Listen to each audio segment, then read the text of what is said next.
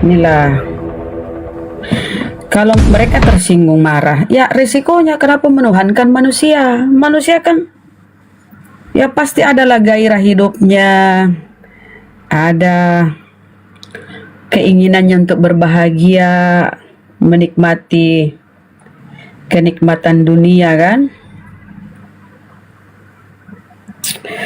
Maka daripada murid-muridnya adalah seorang yang dikasihi oleh Yesus dan yang bersandar pada dadanya, itu di Klinkert ya, Klinkert di Bible 1879. Jadi Bible 1879 itu yang dikasihi bersandar pada dadanya. Kemudian diedit sekarang nggak ditulis lagi bersandar. Iya. Klinkert itu seorang yang berasal dari Serikat Penginjilan ya. Lengkapnya namanya itu Hembardus Cornelius Klinkert ya. 1828 dia masuk ke Indonesia. 1829 dia menerjemahkan ulang ya The New Testament dari bahasa Belanda ke bahasa Indonesia, tapi ke bahasa Melayu rendah. Kalau Lydekker kan dia terjemahkan Bible bahasa Belanda ke Melayu tinggi. Kalau Hembardus karena dia menikah dengan orang Indonesia ya, orang Melayu ya, jadi dia menerjemahkan Bible bahasa Belanda ke Melayu rendah. Nah begitu. Jadi Bible kuno ini Klinkert ya, 1863 tahun 1863 teman-teman. Kita di masa itu lagi dijajah ya sama Belanda. Klinkert ini Belanda. Iya Belanda, dari Serikat Penginjilan Nederlands dalam Nih, maka ada seorang dari muridnya yang dicinta Yesus di dadanya. Itu masih penulisan bahasa Indonesia yang ini ya, belum disempurnakan di TJINTA, dicinta Yesus. Muridnya.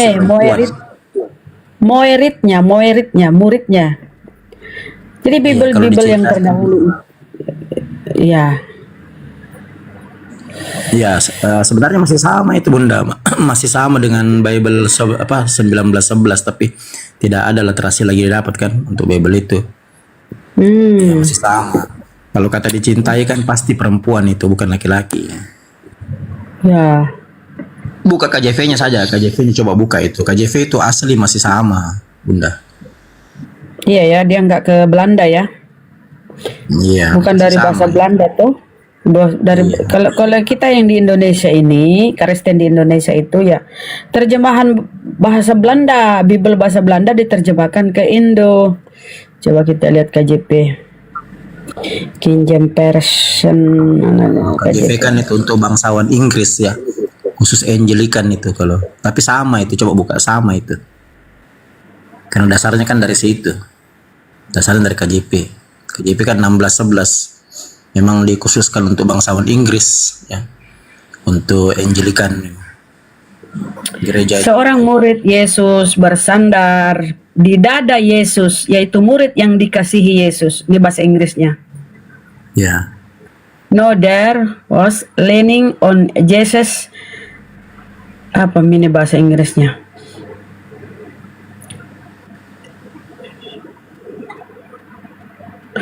Artinya, pada saat itu ada seorang murid Yesus bersandar di dada Yesus, yaitu murid yang dikasihi Yesus. Ini saya sudah translate ya dari KJP ke dalam bahasa Indonesia.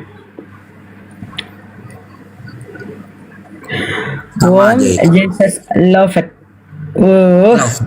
Loved itu dicintai, loved. Ya, kan yang dicintai. Kan translate-nya kan itu dikasihi ya. Sama, ini mencintai, kasihi sama. Kalau dalam kaidah bahasa Inggris sama. Kalau dikatakan loved kan itu dikasih atau dicintai sama, tidak ada bedanya. Itu aja Bang, mana mungkin laki-laki bersandar di dada. Apa agak lain? Apa dia agak lain kan? Iya. Kata mereka kalau kita bawa data ini, kata Oten, itu Yohanes. Gimana sih Tuhan ini bersandar, laki-laki bersandar dada laki-laki? Nah, apa Yohanes? Bahaya. Ayo teman-teman Kristen.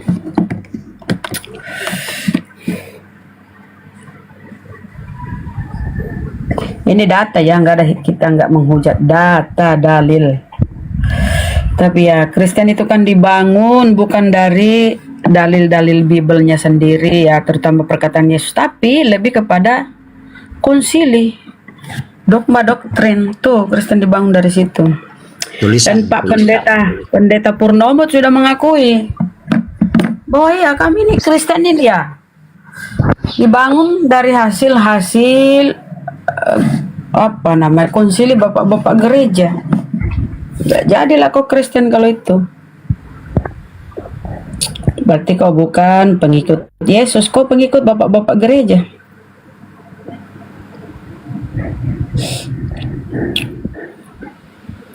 Tapi apapun itu teman-teman ya, Yesus itu rasul bagi Bani Israel.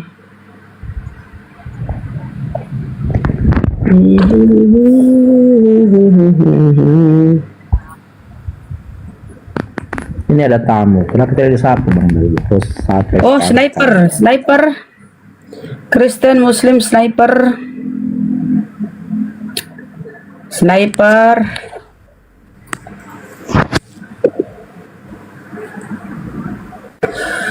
Cinta. Nah itu. Kalau kita masuk di namanya sniper, entah dia sniper kawan saya atau bukan, yang di Makassar juga. oh.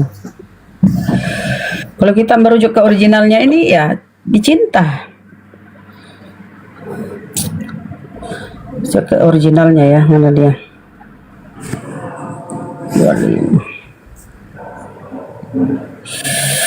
Harusnya mereka bahagia ya kan?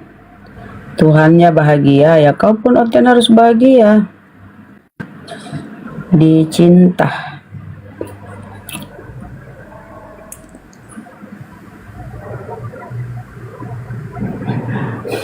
Sama, biar original teksnya Yunani. Mencinta. Iya. Ini sudah kubuka Bang. Mencinta. Ya, translate aja ke Indonesia coba. Sama ya. Iya, cinta. Udah lama Murid yang saya- dicinta. Iya, udah Original lama saya teliti. teksnya itu cinta. Dari 2000 berapa ya? 2014 kalau tidak salah itu ya. Saya lupa banyak itu sebenarnya yang mengarah ke apa Yesus itu punya istri dalam Bible itu sendiri. Tapi pengkajian saya sudah lewat, sudah jauh ke atas ya. Bukan hanya sekedar Yesus punya istri saja. Karena kalau kita kaji Yesus punya istri saja kan sudah ada bukunya, ada Jesus the Man, Barbara Tering kan. Ada Maggie Whitehouse, The Merit of Jesus. Jadi sudah ada yang buktikan. Kita cari yang belum ada yang membuktikan, kan begitu. Nah, saya dapat sekitar 30-an data ya yang belum pernah ditulis dalam buku-buku, tapi saya masih simpan. Kecuali kalau ada yang ajukan saya ke pengadilan, nah baru selesai itu. Begitu.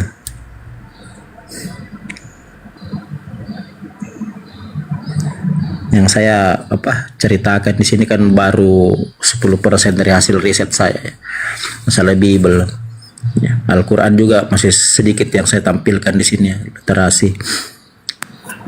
Kalau kita nih yang ada di duduk di dunia apologet ini paham itu. Kita sampaikan berulang-ulang. Kenapa? Ya untuk menyampaikan kepada saudara-saudara kita. Mungkin bulan ini baru dia masuk nyimak dialog ya. Kita udah sebenarnya itu berulang-ulang kita sampaikan. Kita tahu. Tapi kenapa kita sampaikan lagi dan lagi ya, masih banyak kan yang baru masuk, baru nyimak. Mereka oten ini cuma model imani, nggak tahu yang sebenarnya. Yesus punya istri, Yesus cuman di mulut. Bahkan lebih parah lagi Romualdo, dia katakan salah satu anaknya Yesus dinikahi Paulus. Ya, saya belum Mama ya apakah Tamar sama dengan Tehla, kan begitu. Siapa tahu Tamar bahasa Ibraninya, Tehla itu bahasa Yunani. Kali literasinya sudah ditutup di internet, kan begitu. Tempo hari 2013 masih ada cerita tentang Tehla itu ya, masih ada. Jadi saya ambil referensi dari literasi narasi-narasi yang lain, apakah literasinya ini kuat ya. Kalau kuat kita bisa ambil kesimpulan atau final konklusi lagi bahwa memang anak Yesus kawin dengan Paulus. Tapi satu yang kita perlu pahami bahwa Paulus dan Yesus itu hanya beda 11 tahun, itu yang masalah. Paulus dan Yesus, apakah anak Yesus itu menikah dengan Paulus, sementara Yesus menikah dengan Maria itu setelah dia pulang dari India kan, dia ke Nepal, Tibet, India ya kan, begitu. Itu yang masalah itu. Apakah sebelum dia ke Mesir, atau dia pulang dulu, misalnya dia ke India, dia pulang dulu ke Itu Israel, umur berapa? nikah. Kan kalau kita lihat Bang, di Bible tuh umur 13 tahun tuh Yesus menghilang, nggak dikisahkan lagi. Muncul umur 30 tahun ketika dibaptis. Nah, umur berapa dia ke keliling dunia itu? Nah, itu yang saya katakan Bunda. Siapa tahu kan begini, dalam Yahudi, budaya Yahudi itu kan ada fase-fase Bunda. Misalnya umur 10 15 dia belajar dia sekolah dulu ya, harus sekolah, itu sekolahnya namanya Beth Sefer. Nah, nanti Apa jadi rabi ya? iya betul ya. Oke, jadi nanti 15 tahun lagi, 16 tahun ke atas, dia sekolah namanya itu Bet Midras. Nanti setelah lulus lagi dia sekolah namanya Yesiva. Selesai Yesiva ini maksimal usia 21 tahun ya, 20-21 tahun, harus menikah dia, kan begitu, karena menurut 613 mispot Yahudi di situ ada beranak cucu lah dan bertambah banyak lah, kan begitu, dari Kejadian 2 ya. Jadi harus menikah, seorang rabi tidak boleh tidak menikah. Jadi setelah dia sekolah lulus dari Yesiva, dia harus menikah kan begitu, baru kerja membantu orang tuanya. Sekarang pertanyaannya, ketika Elizabeth Clara Prophet ya menulis buku terusan dari buku Nicholas Notovic Uknon Life of Jesus, menulis buku The Lost Years of Jesus, Documentary Evidence of Jesus, menceritakan tahun-tahun kehilangan Isa ya, Yesus dari usia 12 hingga 29 tahun, jadi kurang lebih 17 tahun Yesus tidak tercatat dalam Bible, kan begitu. Apakah dia ke Nepal dulu ya baru dia pulang lagi, atau dia tetap di sana, di India sana, Nepal, Tibet ya, baru pulang nanti di usia 29. Kalau dia pulang di usia 29, berarti tidak mungkin anaknya Tamar menikah dengan Paulus, kan begitu. Karena kalau dia pulang dulu baru menikah, berarti anaknya itu baru berusia 3 tahun setelah dia diangkat ke langit. Sudah pasti tidak, kecuali kalau dia pulang dulu. Nah, itu lagi sebentar saya cari literasinya, saya coba masuk ya, menyusup di link-link yang kira-kira ada hubungannya dengan Vatikan mungkin, atau Israel ya, kan begitu. Jadi yang saya cari, bagaimana bisa Romualdo mengatakan anak Yesus, kan begitu, menikah dengan Paulus, sementara Yesus itu baru pulang ya, dari India itu di usia 29 tahun. Kalau dia baru pulang, baru menikah, apalagi dia menikah 2 kali dengan Lydia orang Filipi kan, pertama dengan Maria Magdalena, pasti anaknya itu hanya berusia 3 atau 4 tahun baru dia diangkat ke langit. Kecuali kalau dia misalnya ke India, baru dia pulang dulu ke Israel, menikah, baru pergi lagi, kan begitu. Nah, itu semoga nanti dapat itu rahasia besar itu. Kalau didapat itu parah, berarti kita bisa buktikan dari sisi akademik ya bahwa Yesus memang menikah. Kan Barbara Tering menulis bahwa Yesus menikah pertama kali dengan Maria Magdalena, setelah itu berpoligami dengan Lydia orang Filipi, kan begitu. Dan ini dari hasil penelitian selama 20 tahun, naskah Laut Mati ya, atau Dead Sea Scroll. Begitu mungkin Bunda. Kita akan coba membongkar. Itu berarti ketika tidak ditulis kisahnya di Bible, berarti itu dia perjalanan menikah ya, dari 13 sampai 30 tahun. 30 tahun tiba-tiba muncul dia dibaptis. Berarti tenggang waktu sekitar 17 tahun ini ya, dia pakai keliling, pakai menikah, berumah tangga, punya anak kan. Bahagia. Sempurnalah hidupnya nabiku ya. 12 sampai 29 ya. Memang tidak bisa tidak 17 menikah. 17 tahun itu hilang kan? 17 tahun hilang 17 kisahnya. tahun. Tiba-tiba muncul. Ya, dia pasti remaja, jatuh cinta kan. Kemungkinan pacaran ya. Orang dia normal punya itu disunat. Kemudian dia ini, tapi ya itu nggak di kanon, nggak di manuskrip itu nggak di kanon. Karena kenapa? Ya, masa Tuhan berumah tangga? Cuma ya sepandai-pandai tupa melompat, ketahuan juga. Ada terselip di Yohanes 13, murid yang dicintai bersandar, murid yang dikasihi bersandar di dada, duduk di pangkuan. Begitulah teman-teman. Dan ingat ketika akan terjadi, ini di Yohanes di kisah ya, terjadi penyaliban itu, Yesus memperkenalkan ya, sebelum penyaliban, Yesus memperkenalkan murid yang dikasihi ini kepada ibunya. Sebelum terangkat ya mungkin ya. Ibu. Iya, Ini. Semalam sebenarnya kita membahas ini di roomnya Bunda Uni ya. Tapi saya diundang Bang Arif ya. Saya ke Bang Arif, enggak jadi saya ke Bunda Uni.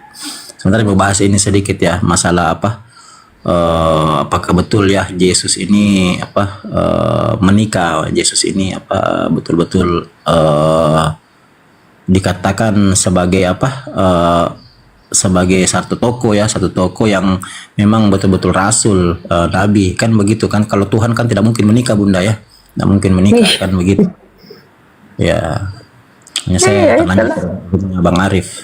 Kemarin saya di roomnya Bunda Uni itu saya bahas kejahatan Katolik ya, kejang-kejang semua yang dengar bawa itu, sampai Joseph dibawa, dia nonton saja tidak berani dia naik. Joseph iya Ya Joseph. sok pakaiannya Arab itu. Kafir Ya, Arab. laknatullah. Uni sudah teriak dari atas, Joseph naik kau. Tidak mau dia nonton di bawah. Aduh, parah ya, dia bilang saya, Bang Goto, Anda ini dibayar. Kenapa Anda bongkar-bongkar rahasia Katolik? Saya bilang, parah, ini saya bukan bongkar-bongkar, saya ini memberi edukasi, bukan ngebongkar-bongkar rahasia agama Anda, tidak. Saya kira Kenapa pula kalau kebenaran itu disampaikan, kenapa harus takut? nah, itu Berarti yang dia masalah. tidak mau di ini ya, dibuka bagaimana sejarah kekristenan ya awal mula-mula. Jadi coba diurai sedikit Bang Goto. Klaim mereka kan bapak-bapak gereja di sana di Roma ya, bahwa kekristenan ini atau Katolik ini pelanjut dari ajaran Petrus. Maka Petrus pun disebut Santa ya, bukan Santa. Apa kalau laki-laki? Santo Petrus. Masa murid Yesus disebut Santo sementara dia orang orang Yahudi, ya kan? Nah, Iya. coba bagaimana sampai mereka mengklaim bahwa mereka melanjutkan ajaran Petrus. Coba Bang. Iya, jadi begini kalau Dari segi sejarah coba. iya, klaim santo itu Bunda baru ada di abad keempat, tapi mereka nyatakan Katolik klaim santo sudah ada dari abad ke-1. Sementara budaya Israel menolak itu. Ya, tidak ada cerita-cerita santo dalam budaya Israel. Itu budaya Katolik, budaya Yunani, kan begitu. Iya, Nah, betul. jadi saya kan pernah bilang, ya, ya silakan Bunda, silakan apa yang mau ditanyakan, silakan. Itulah maksudku, Karesteng itu klaim-klaimnya itu, aduh. Coba lanjut Bang. Nah, jadi begini. Katolik itu mengkudeta ajaran asli Paulus yang lahir di Kisah Rasul 11:26 ya. Kristen pertama kali itu kan sebuah ejekan yang ditujukan kepada pengikut-pengikut Kristus. Jadi namanya Kristen di Kisah Rasul 11:26. Nah, Kristen inilah yang dikudeta oleh Katolik untuk mendirikan sekte baru, kan begitu. Jadi Katolik itu penyakitnya menurut para sejarawannya sendiri ya, seperti Herodotus, Tacitus dan yang lain berkata bahwa Roma itu penyakitnya selalu mengasimilasi paksa budaya orang. Jadi mengambil budaya orang lalu menjadikan budayanya. Itu namanya asimilasi paksa budaya. Nah, contoh dewa Osiris Mesir diambil sama Yunani dijadikan dewanya, kan begitu. Contoh lagi yang lain Dionysius dan yang lain, sama dengan budaya Yahudi.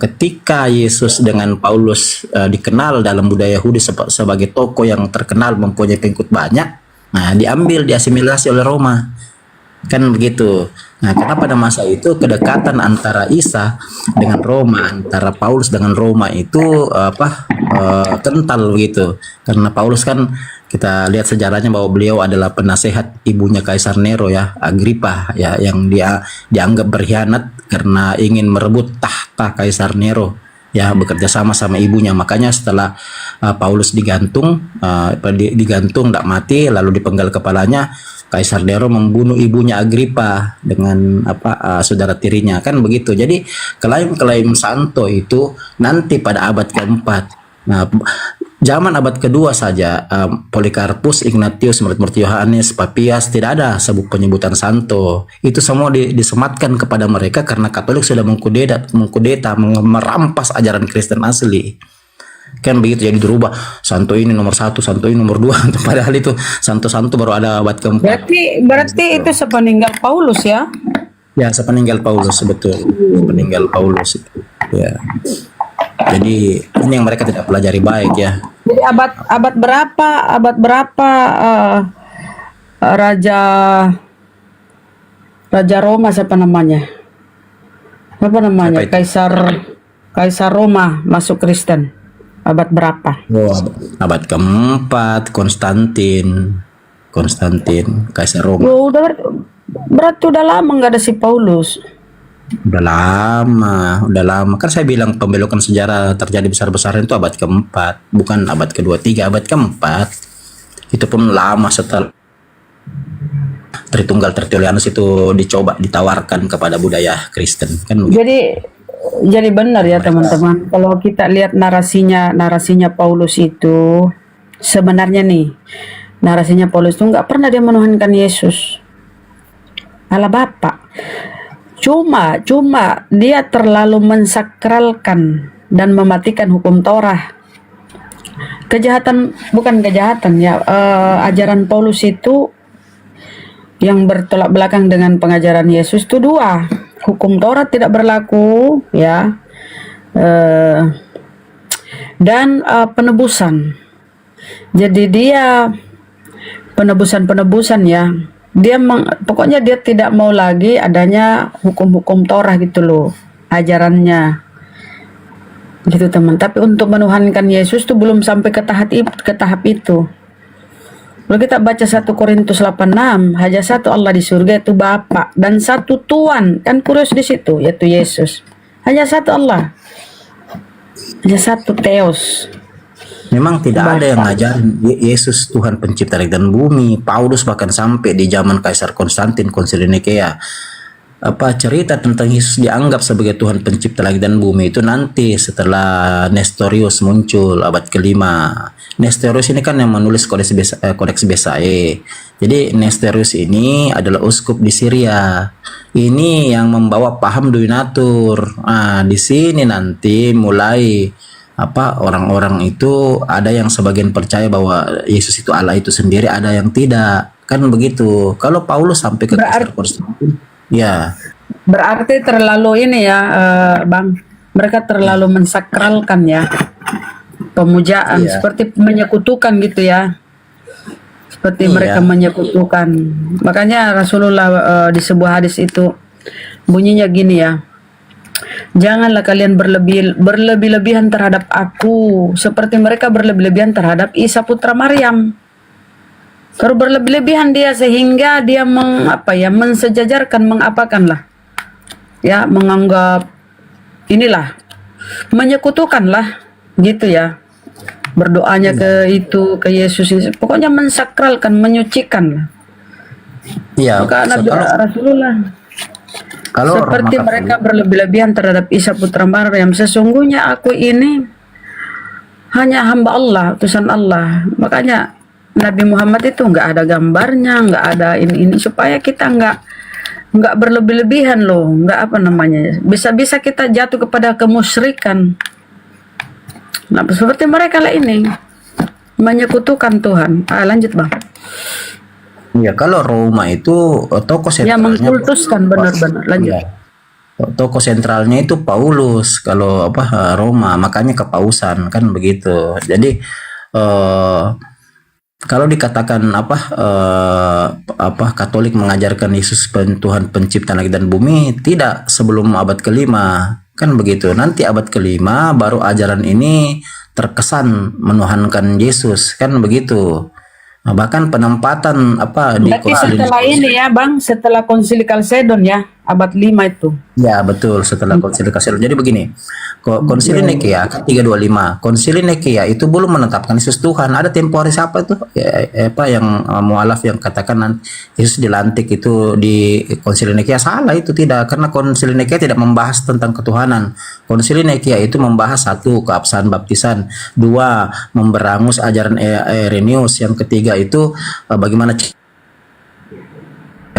Kristen tidak terpengaruh pagan kan begitu. Yang keempat itu pengakuan iman rasuli. Dalam pengakuan iman rasuli, Yesus itu hanya dianggap Tuhan. Kurios, aku percaya kepada Allah Bapa yang Maha Kuasa, Khalik langit dan bumi, dan kepada anaknya yang tunggal, Tuhan kita ya. Kan begitu, Yesus Kristus. Berarti yang merusak segala sesuatu ini adalah penerjemah.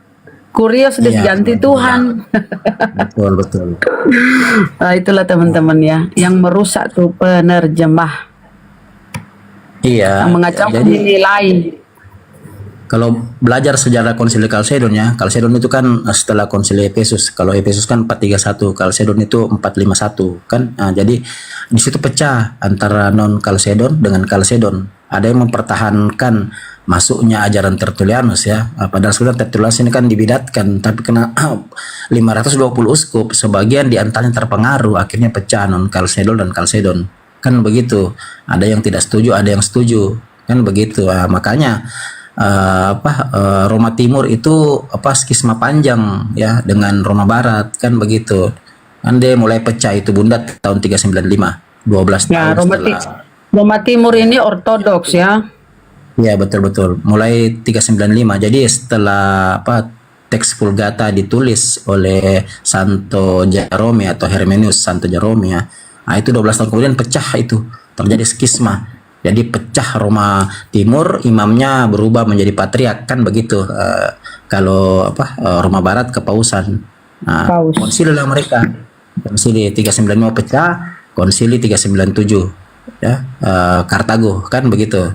Lanjut lagi Efesus, lanjut lagi Kalsedon. Nah, di Kalsedon inilah yang banyak terpecah ajaran. Karena ada yang terpengaruh Nestorius. Nestorius kan itu Yesus duoniatur, 100% Allah, 100% manusia kan begitu. Jadi konsep-konsep manusia yang bikin mereka skisma, pecah terus tuh. Kan begitu. Ada yang ikut, ada yang tidak. Begitu kira-kira Bunda.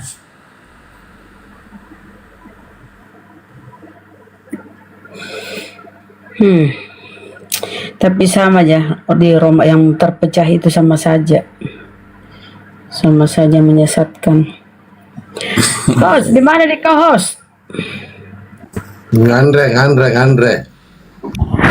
Oh, Mandre. Saya kalau lagi makan saya turun komal dulu. Enggak mau naik saya komal kalau lagi makan. Nanti diminta bicara enggak, wah parah lagi makan baru bicara. Kemarin itu saya bahas beberapa perjanjiannya di roomnya Bunda Uni ya. Saya pernah bilang. Siapa? Bunda Niripa? Miripa. Saya bilang begini, pelajaran tentang trafficking itu memang mulai ya diajarkan oleh Roma ya ketika Paus Nikolas V memberikan mandat ya yang bernama Dum Diversa atau Bulla Dum Diversa itu kepada Raja Alfonso ya, Spanyol ya, tentang perbudakan. Jadi terjadi penjualan manusia besar-besaran di Eropa, dari Afrika ke Eropa masa itu. Jadi orang-orang Afrika dijadikan budak kan begitu. Tapi si Joseph dibawa tuh, waduh parah Josephnya. Dibawa itu, tidak teriakin naik kok Joseph, naik Joseph, tidak berani Joseph naik. Nah, kan begitu. Ada yang tapi yang dibawa hoax katanya. Saya bilang bukan hoax, itu sejarah penjualan manusia pertama kali di dunia. Nah, makanya Anda sekarang kenal dengan sebutan trafficking gitu. Jadi banyak budak-budak yang dijual jadi budak seks ya, sampai budak untuk melayani tuannya, kan begitu kawan-kawan. Jadi itu semua divalidasi langsung oleh Kepala kan, tapi bukan Roma Timur ya, Roma Barat ya, Kepausan Paus Nikolas V itu kan Roma Barat Bang, bukan Roma Timur, kan begitu. Jadi peristiwa Dum Diversa itu peristiwa besar di mana orang-orang Afrika dijadikan budak ya, budak seks, budak pokoknya segala macam dijual ke Eropa, kan begitu. Nah, itu diberikan langsung Paus Nikolas V kepada Raja Alfonso Spanyol. Karena kenapa Roma memberikan bula seperti itu ya, perintah seperti itu kepada Raja Alfonso, karena Raja Alfonso mendukung kekuatan militer Roma. Nah, dulu Roma itu tidak bisa berkuasa penuh kalau tidak ada Spanyol. Tidak ada kekuatan militer dari Spanyol. Nah, nanti di abad ke-17 ya, setelah King James Version itu, kekuatan Inggris, Prancis, Belanda, Jerman itu yang sudah didominasi Protestan sudah mampu menyaingi kekuatan kedua negara ini. Akhirnya pecah perang ya. 30 tahun itu 16 antara Katolik dan Protestan, mulai 1618 hingga 1648. Kan begitu.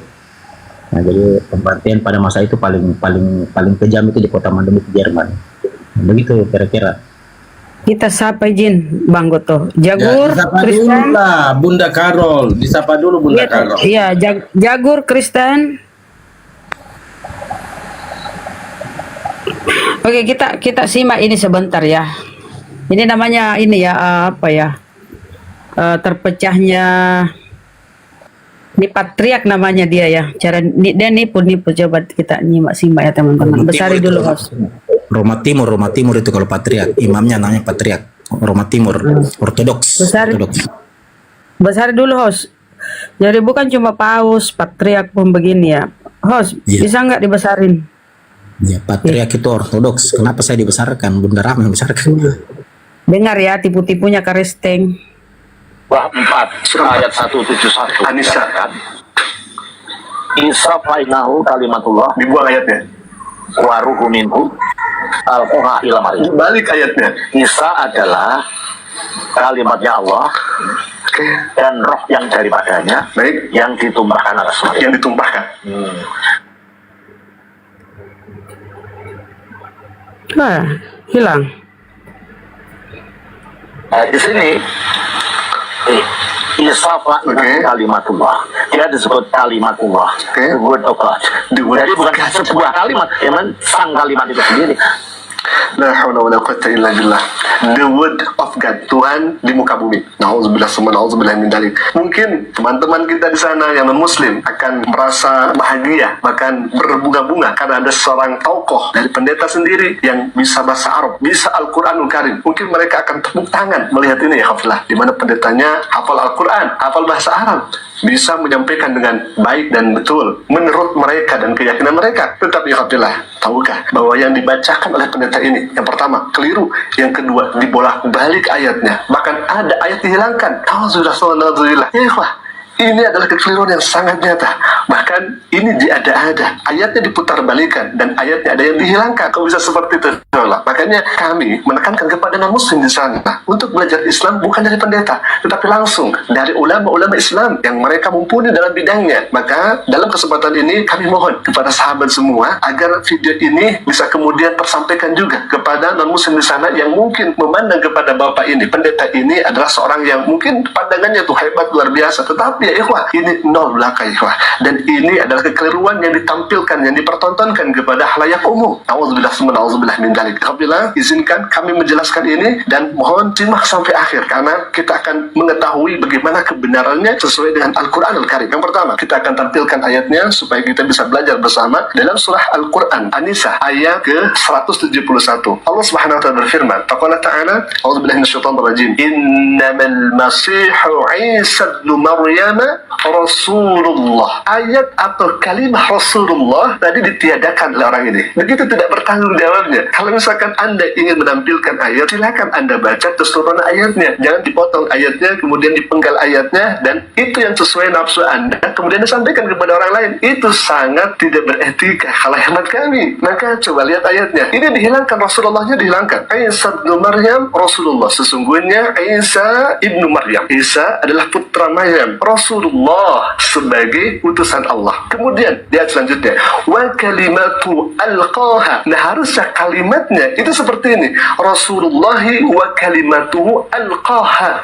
Ini dibalik ya, ikhwan. Sedangkan tadi pendeta ini mengatakan wa kalimatuhu wa ruhu minhu alqaha Di dalam surah 4 ayat 171 kan?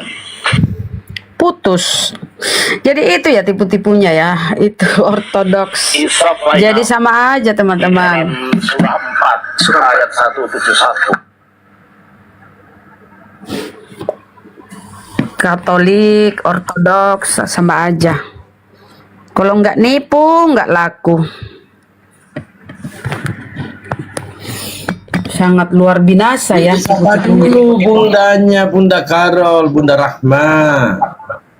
Karol, sekte, rumput-rumputan, selamat pagi. Dia tidak akan menjawab kalau tidak dilengkapi Bunda Karol.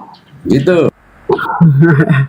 Bunda Karol, denom, rumput-rumputan, denom apa dia, tumbuh-tumbuhan. Apa kabar? Ya, udah selesai tadi. Udah, itulah, Viral-viral minta diviralkan selesai ya. itulah tipu daya. Romo Episkop, Romo Iya. Episkop Daniel Biantoro.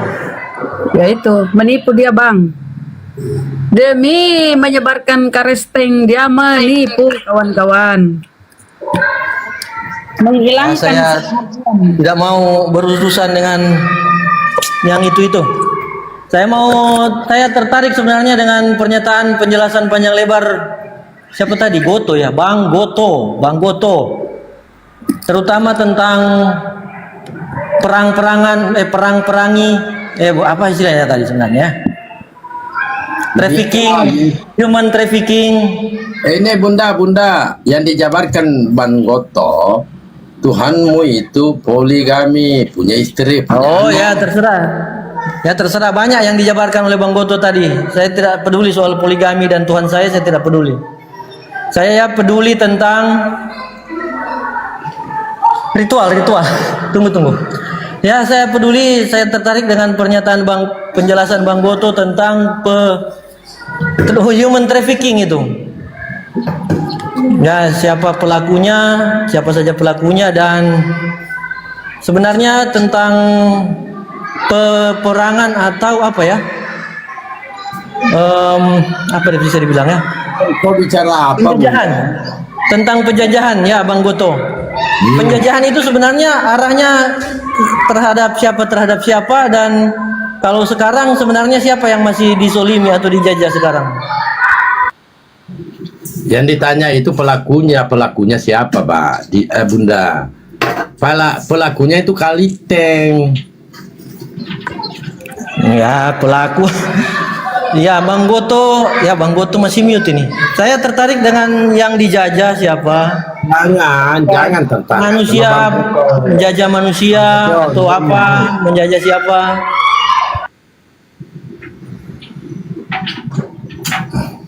Bang Goto, ada orang nih, Bunda nih tertarik sama Bang Goto. Takkan, Bang Goto, Bunda tertarik samamu. Ya, Bang Goto masih mute Bang Goto. Tadi saya sangat tertarik soal pembahasan perang, penjajah sebenarnya. Menjajah, dijajah. Siapa sih sebenarnya yang sedang menjajah?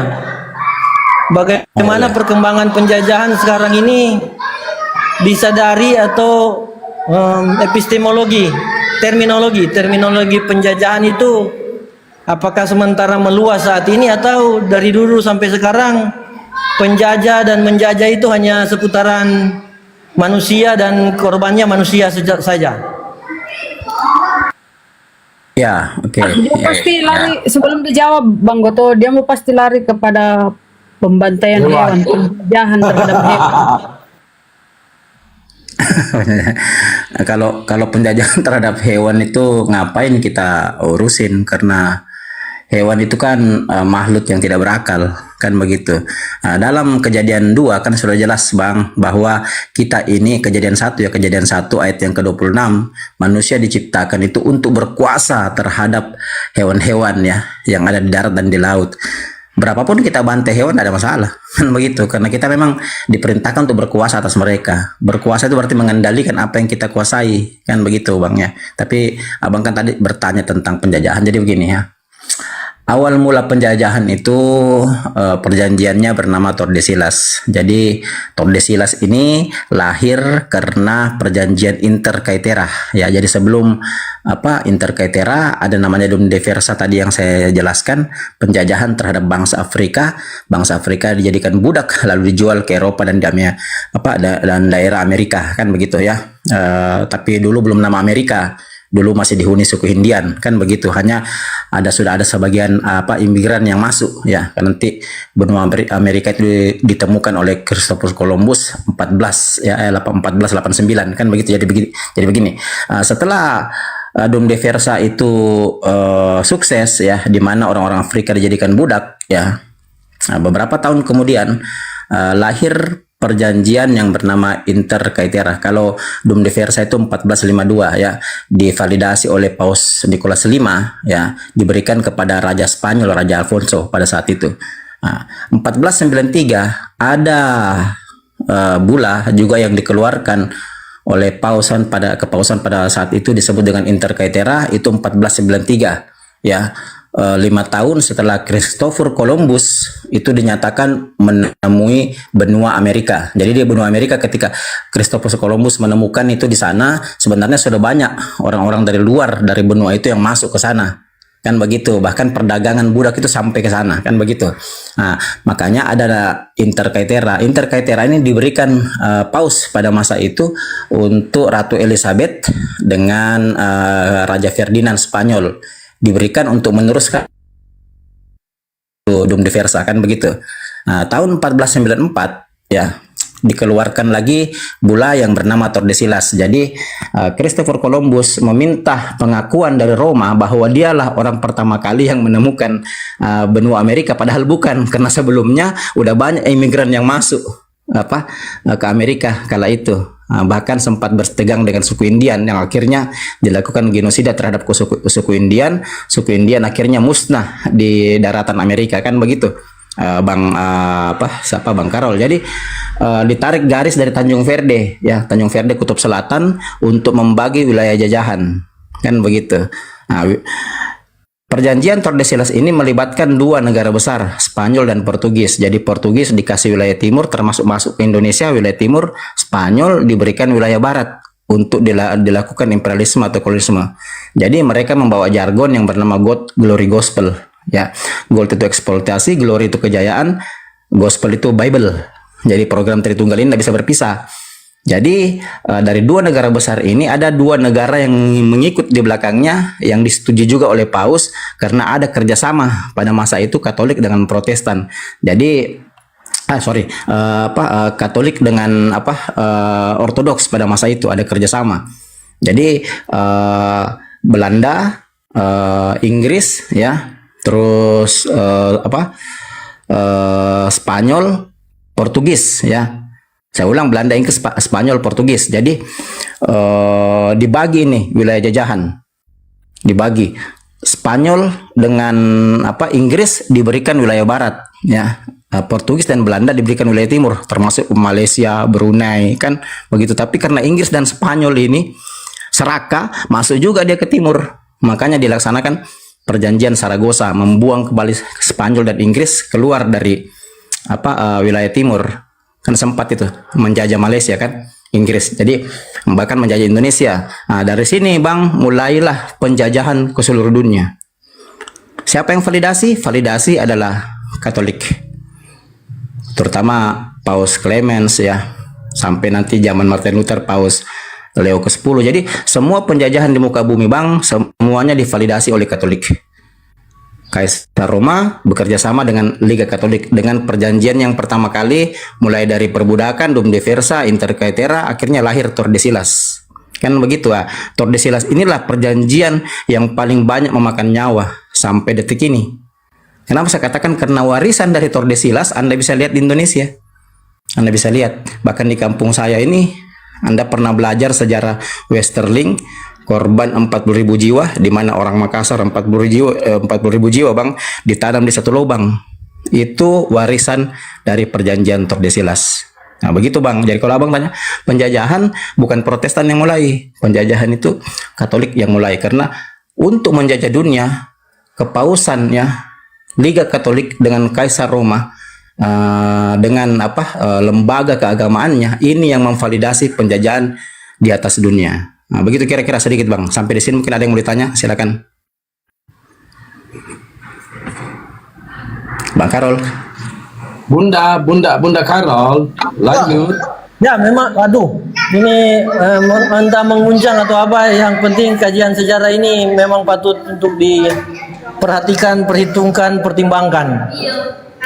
Kemarin ada seorang Ustadz Dian pernah menjelaskan bahwa harus lebih dahulu meluruskan soal katanya ketuhanan, baru yang lain-lain ikutan lurus katanya. Tapi saya belum melihat bagaimana ketuhanan lurus baru yang lain-lain lurus, sementara kekristenan dan Islam juga saya belum melihat soal perhatiannya terhadap penjajahan hewan itu berbeda. Mana yang lurus di kedua itu, di kedua mereka. Iya, kalau dikatakan tadi saya sudah jelaskan Bang. Kalau masalah hewan apapun itu kita diberi kuasa, kan ada dalam Bible Abang. Coba baca itu Bang. Kejadian 1, Kejadian 2 kan begitu. Jadi kita diberi kuasa untuk hewan-hewan baik di darat maupun di laut. Anda kalau ke Toraja ya, baru Anda menyaksikan budaya Rambu Solo. Anda kalau mindsetnya berpikir bahwa kita menjajah hewan, Anda salah. Di sini Bang, ratusan ekor kerbau dikorbankan demi melancarkan atau melaksanakan adat istiadat Tanah Toraja. Makanya dia terkenal di seluruh dunia tuh upacara Rambu Solo Bang. Dan itu tidak salah. Kenapa? Tidak salah karena memang sudah ada perintahnya jauh-jauh hari. Kejadian 1 ayat yang ke-26 itu. Makanya di Yahudi Bang, kalau Abang belajar budaya Yahudi, budaya Pesach, budaya Yom Kippur, Hanukkah, Sukkot dan yang lain, ketika Yahudi itu melakukan upacara adat, itu yang dikorbankan hewan. Pasti ada hewan dipotong, kan begitu. Nah, kalau dulu kan zaman Musa itu kan ada namanya korban bakaran zaman Abraham, Musa ya. Kan begitu Bang, itu tidak masalah karena memang sudah ada perintahnya, bahkan masuk dalam 613 mitzvot Yahudi, dalam budaya Yahudi. Berarti memang budaya tempat tertentu atau suku-suku tertentu punya maksudnya agama-agama itu punya peran dalam budaya-budaya tertentu untuk mengangkat budaya-budaya tertentu ini supaya ya diluruskan lah. Misalnya kan ya, kalau di Papua soal ketelanjangan misalnya. Beberapa waktu kan mereka masih tapi datangnya agama dan juga apalagi dengan adanya aturan pemerintah. Nah, tidak sembarang akhirnya untuk ketelanjangan itu. Artinya kan datangnya agama itu ya harus meluruskan cara pandang tertentu dari suatu budaya setempat. Termasuk juga mungkin pastilah juga termasuk di Toraja itu suatu budaya yang saya yakin pasti semakin ditinggalkan. Begitu juga dengan budaya mereka soal penanganan jasad kan harus tunggu ada uang untuk menguburkan jasad. Harus berapa kerbau itu untuk menguburkan jasad yang masih disimpan.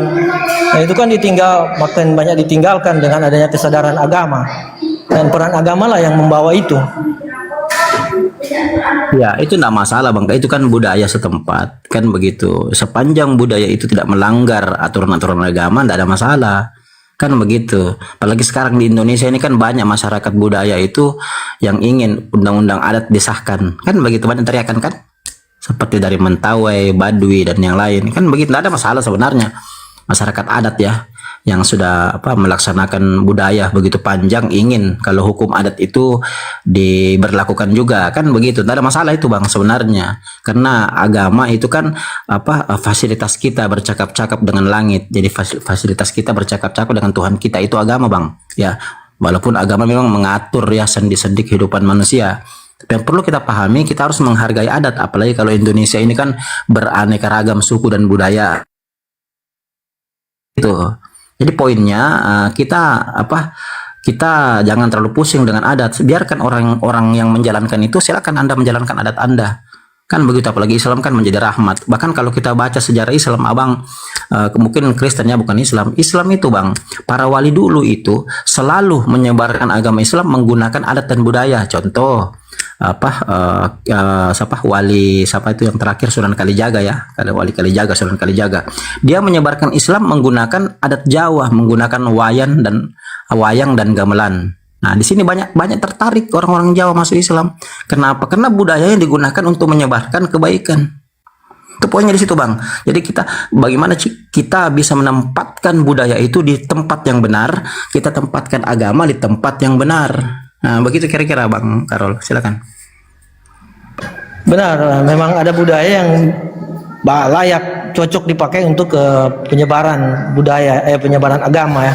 Tapi ada budaya tertentu juga yang memang harus dibasmi oleh agama dalam arti tertentu ya. Contohnya tadi soal di Toraja, di Papua mengenai pakaian adat mereka. Contohnya itu kan salah satu oleh agama juga. Apalagi ya beberapa aspek dalam budaya memang harus diluruskan, dikembangkan, ditingkatkan dalam hal standar moral lewat agama, lewat masuknya agama. Dan kalau tadi Bang Boto sudah mengutip di Kejadian 1 ayat 26 itu memang demikian memang di kekristenan ya. Dan dengan demikian sesudah ada dalam ayat demikian di kekristenan ada hal-hal lain yang dari luar kekristenan yang saya harus akui, harus meluruskan. Memang Kejadian 1 ayat 26 itu kan manusia segambar. Marilah kita menciptakan manusia yang rupa dan apa. Kemudian ada untuk menaklukkan itu yang lain itu di Kejadian 1 ayat 28. Menaklukkan. Tapi kan ada batasannya di ayat selanjutnya, di satu ayat sesudahnya. Dan itu lagi memang ya tetap harus mendapatkan masukan tertentu dalam perkembangan zaman. Dan saat ini masukan yang diberikan dan contoh teladan yang diberikan bahkan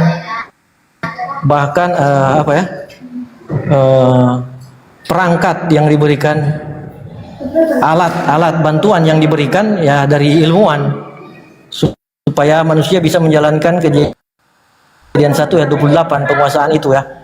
Contohnya dengan adanya ilmuwan yang menemukan 3D, cetak daging lewat 3D dan pembuatan daging di laboratorium, maka Kejadian 1 ayat 28 itu bisa dilakukan oleh manusia untuk menguasai hewan baik yang predator maupun yang herbivora.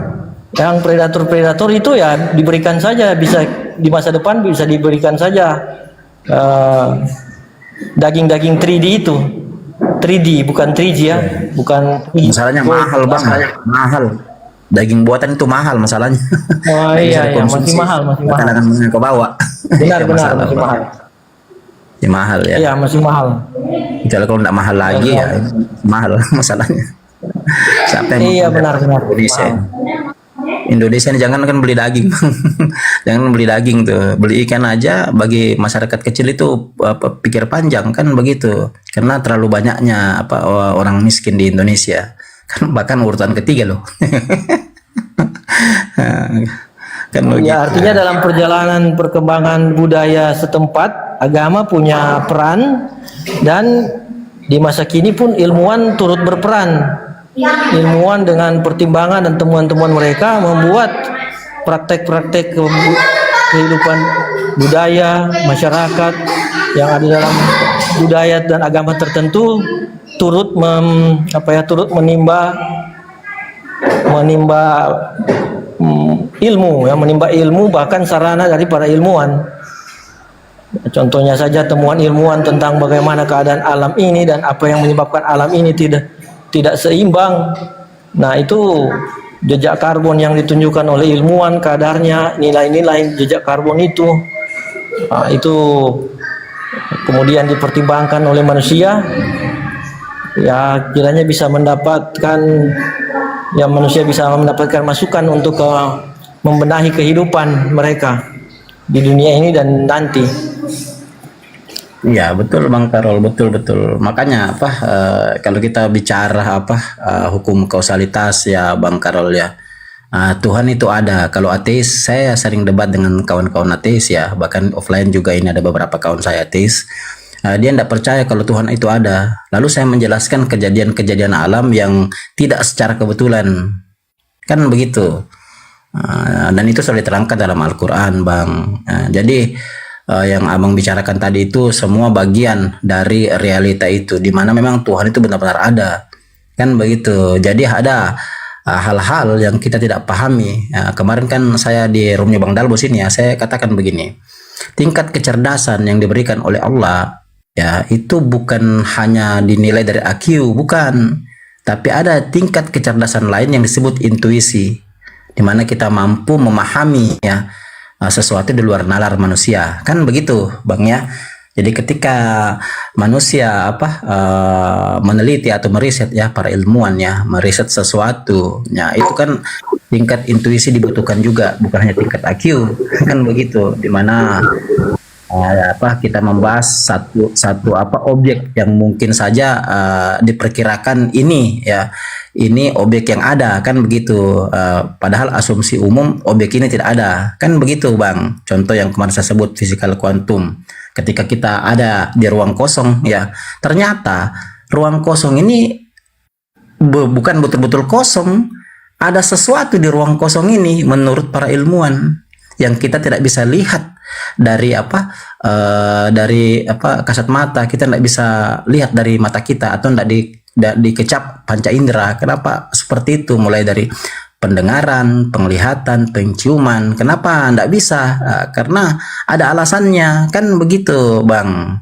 Nah, ini yang perlu kita pahami bersama ketika tingkat IQ dan intuisi berjalan dengan baik. Begitu Bang Karol, silakan.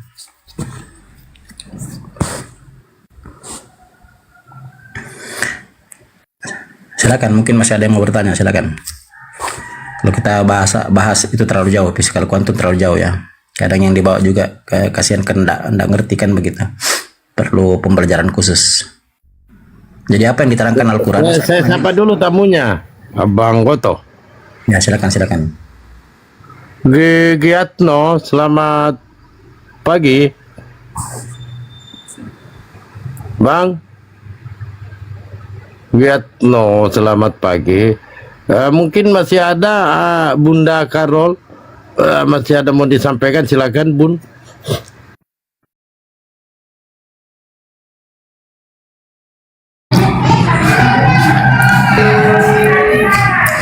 Pagi Abang Kucang ganteng. Pagi. Gimana kabarmu hari ini, Bro? Baik, diskusi dengan Natalia. Oke. Pagi Pak Pendeta ya? Pagi Natali. Iya Pak Pendeta. Iya Pak Pendeta, ini tadi Pak Pendeta nyimak di bawah ya? Sebentar. Natali Iriani ini Islam ya?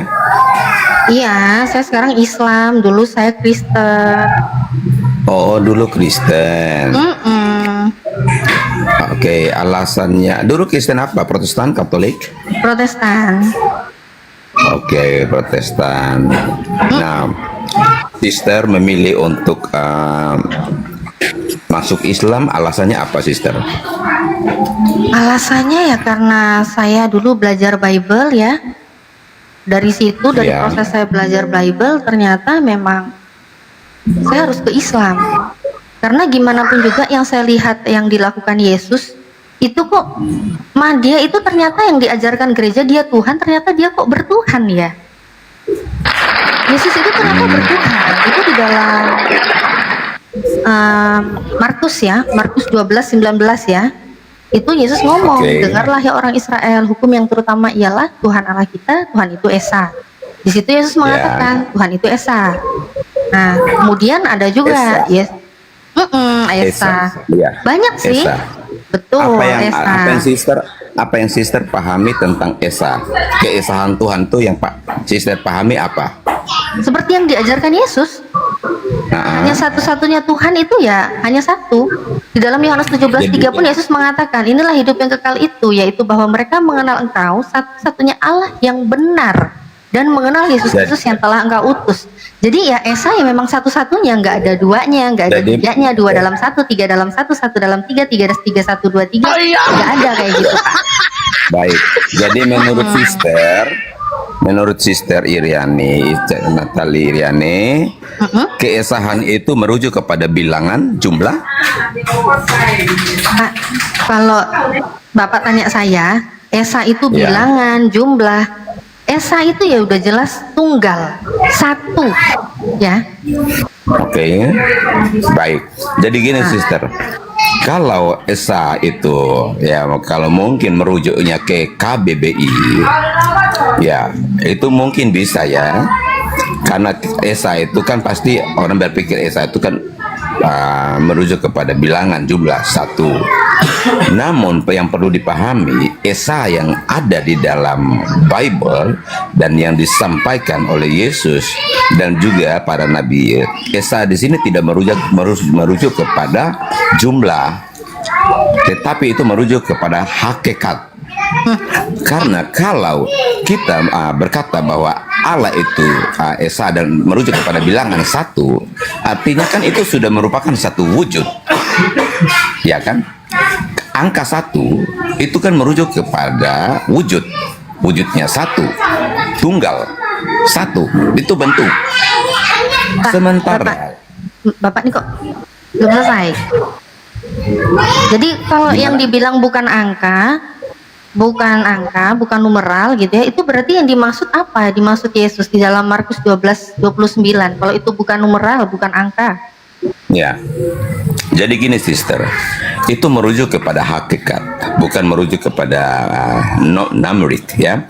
Karena begini. Bukan pada numerik. Jadi gini, Sister. Datanya ada nggak, Pak? Ya, datanya ada. Oke, baik, silakan. Kejadian 1 ayat 26. Saya tanya yang Markus 12:29 itu, Pak, kok jadi kejadian piye tuh, Pak? Ya, santai aja, karena semua kitab itu terutama kitab Injil dan kitab yang di Perjanjian Baru, semua juga bermula daripada kitab-kitab para nabi. Penggenapannya adalah di kitab Perjanjian Baru, terutama Injil. Jadi di Kejadian 1 ayat 26, ketika Tuhan berkata, baiklah kita menciptakan manusia menurut gambar dan rupa kita. Di situ Allah merujuk kepada hakikatnya. Kami di sini itu merujuk kepada Bapa Sang Sumber, Firman, dan Roh Kudus. 3 pribadi ini, satu hakikat adalah Tuhan. Semuanya berkuasa, baik itu Bapa berkuasa, Firman itu berkuasa, Roh Kudus itu berkuasa. Jadi 3 wujud ini semuanya berkuasa. Tidak ada satupun dari 3 wujud ini, 3 pribadi ini yang tidak berkuasa. Semuanya berkuasa. Kalau kita manusia, kan juga ada 3 wujud, roh, jiwa, dan tubuh. Tetapi dari ketiganya ini tidak punya kuasa apa-apa. Pak, kalau kita komparasinya dengan Pak, panjang banget, Pak. Jangan khotbah juga, Pak. Gimana? Jangan kepanjangan, Pak. Jangan khotbah dulu, panjangan. Iya. Panjangan, ya. Makanya, oke, baik. Itu kepanjangan, jadi, Pak. Baik. Ya, jadi kita step by step aja ya, kita membahasnya ya. Iya, jangan kepanjangan dong. Oke, baik. Ya, baik, jadi Pak. makanya seperti yang saya bilang tadi, belum selesai. keesahan di sini tidak merujuk kepada numerik ya, tetapi merujuk kepada hakikat. Oke, lanjut. Oke, kita kunci ya. Katanya ini bukan kepada numerik ya. Katanya bukan pakai numerik. Kita kita lihat di sini berdasarkan data ya. Tadi Pak Pendeta saya minta data nggak ditunjukin, cuma ngomong sana sini, loncat sana sini ya. Kita lihat Markus 12:29 ini kan tadi narasi yang saya bawa perkataan Yesus. Di saat Yesus mengatakan, Tuhan Allah kita, Tuhan itu Esa. Katanya Esa di sini bukan numerik. Ini Bapak yang salah atau Yesus yang salah berbicara sih? Kita buka di sini ya. Di saat Yesus mengatakan Tuhan itu Esa, kita klik Esa di sini. Kita klik ya. Esa di sini ya. Esa ternyata yang dimaksud Yesus ini ternyata jenisnya ini numeral. Dan ternyata ini memang satu gitu loh, numerik ya. Tentang nomor, tentang angka gitu loh ya. Nah, jadi ini Bapak jangan ngibul aja di sini gitu Pak. Jadi Bapak senangannya ngibul, memang nggak ada data, memang dari tadi khotbahnya panjang lebar nggak ada data. Oke, alhamdulillah. Assalamualaikum warahmatullahi wabarakatuh, Bang Zuma. Waalaikumsalam warahmatullahi wabarakatuh. Masya Allah. Assalamualaikum warahmatullahi wabarakatuh semuanya. Izin nyimak. Semangat pagi Pak Pendeta Aris. Silakan dilanjut diskusinya. Ini Bang Zuma ya.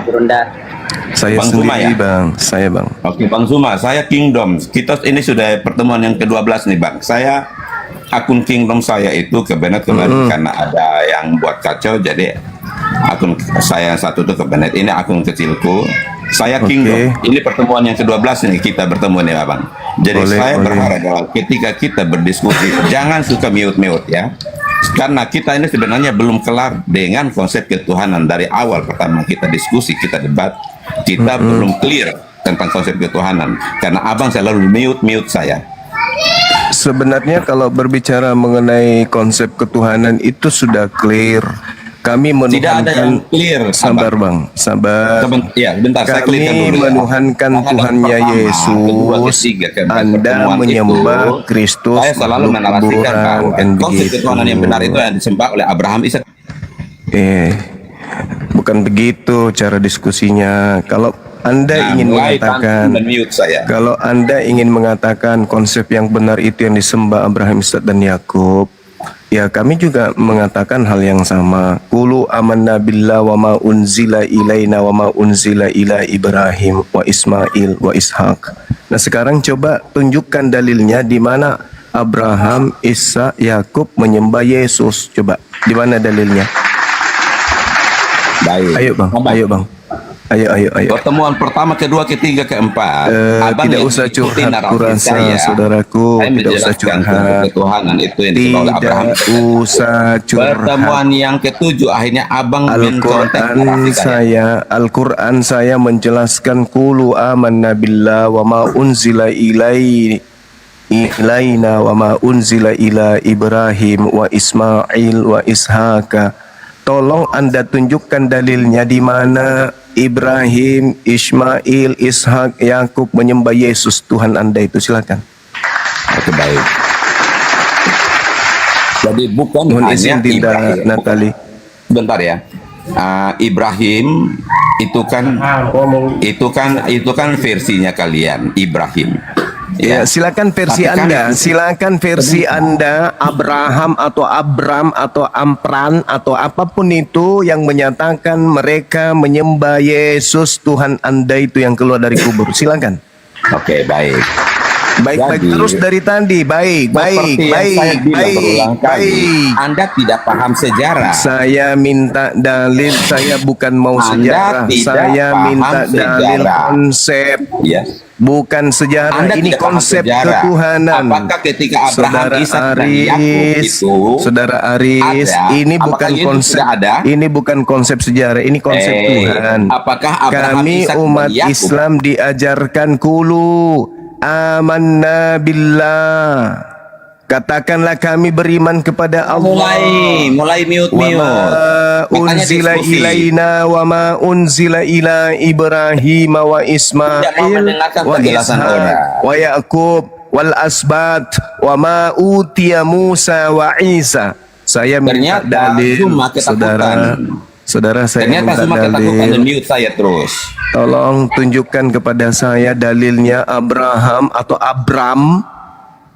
Ismail, Ishak, Yakub menyembah Yesus Kristus yang keluar dari kubur itu. Dalilnya di mana, Bang? Oke, jangan kamu sebut Ismail karena Tuhan tidak mengenal Ismail. Di mana Tuhan tidak pernah dalilnya? mengakui akulah Allah Abraham Ismail. menyembah Yesus yang keluar dari kubur yang kau sembah itu, saudaraku. Di mana dalilnya?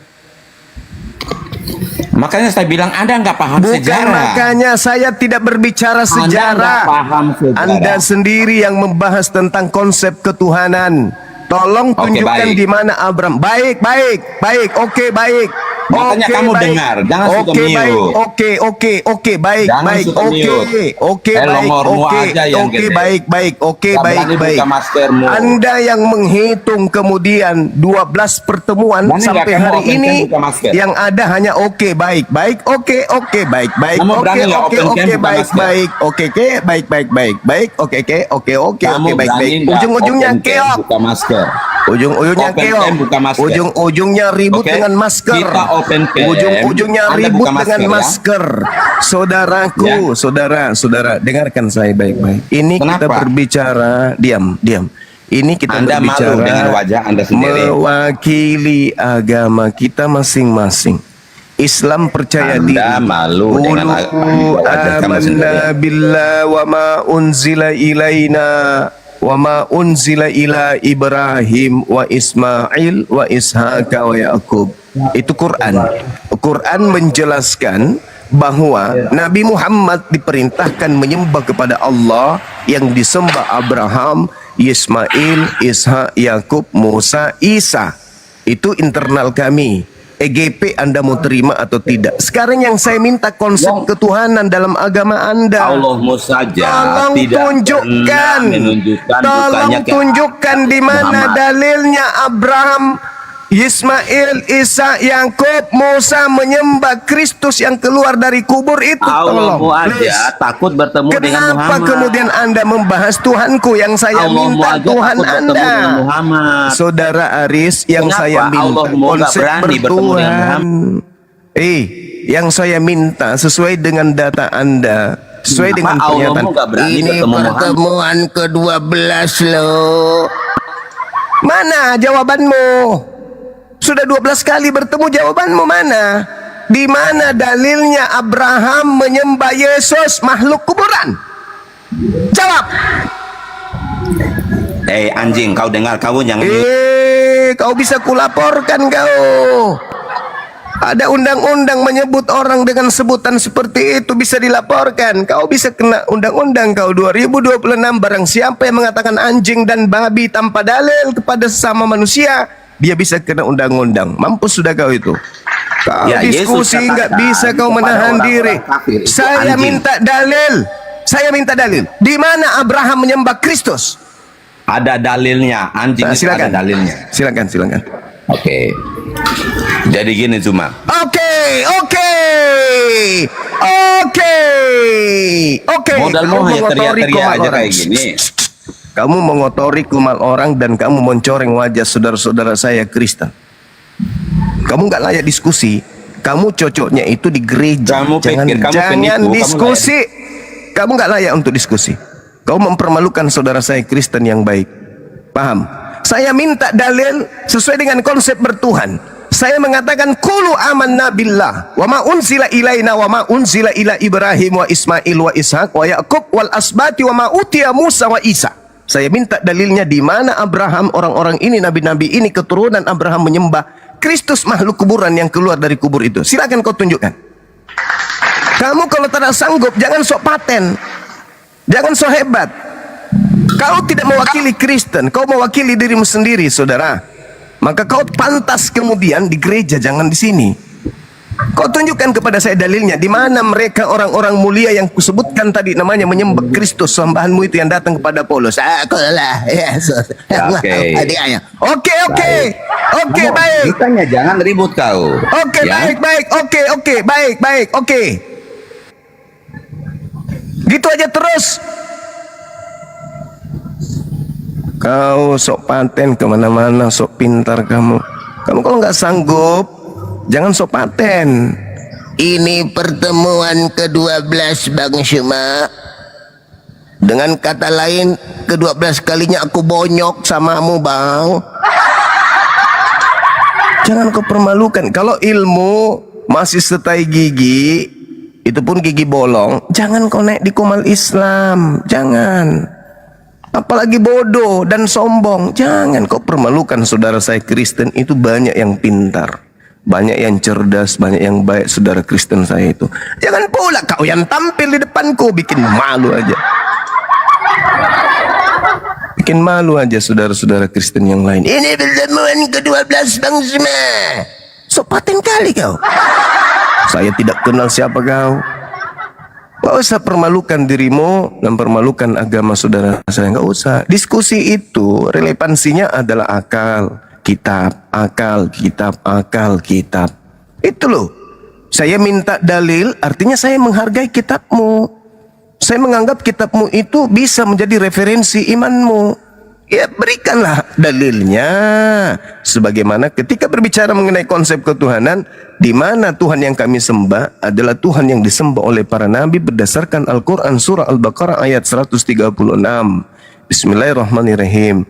Qulu amanna billah wa ma unzila ilaina wa ma unzila ila Ibrahim wa Ismail wa Ishaq wa Ya'qub wal asbat wa ma utiya Musa wa Isa wa ma utiyan nabiyyuna min rabbihim la nufarriqu baina ahadin minhum. Saya sudah kasih dalilnya itu Yohanes 8 ayat 5. Muslimun. Di mana? Dalilnya di mana?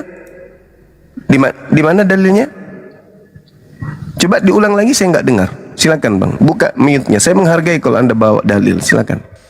Yohanes 8 ayat 56. Oke, baik, kita baca ya. Yohanes 8. Baik, kita baca ya Bang ya. Bahwa Yesus adalah sembahan Abraham, Ishak dan Yakub. Data nomor 56 kan ya. Bismillah, saya bacakan ya. Abraham bapakmu bersuka cita bahwa ia akan melihat hariku, dan ia telah melihatnya dan ia bersuka cita. Apa ini Bang? Apa yang saya minta? Abraham menyembah cucunya. Mana dalilnya? Abraham bapakmu bersuka cita bahwa ia telah melihat hariku. Apa di situ? Apa yang Anda ingin jual di sana? Di situ membuktikan bahwa Abraham itu telah melihat Yesus, walaupun Yesus di dalam kemanusiaannya itu yang saya minta bukan melihat.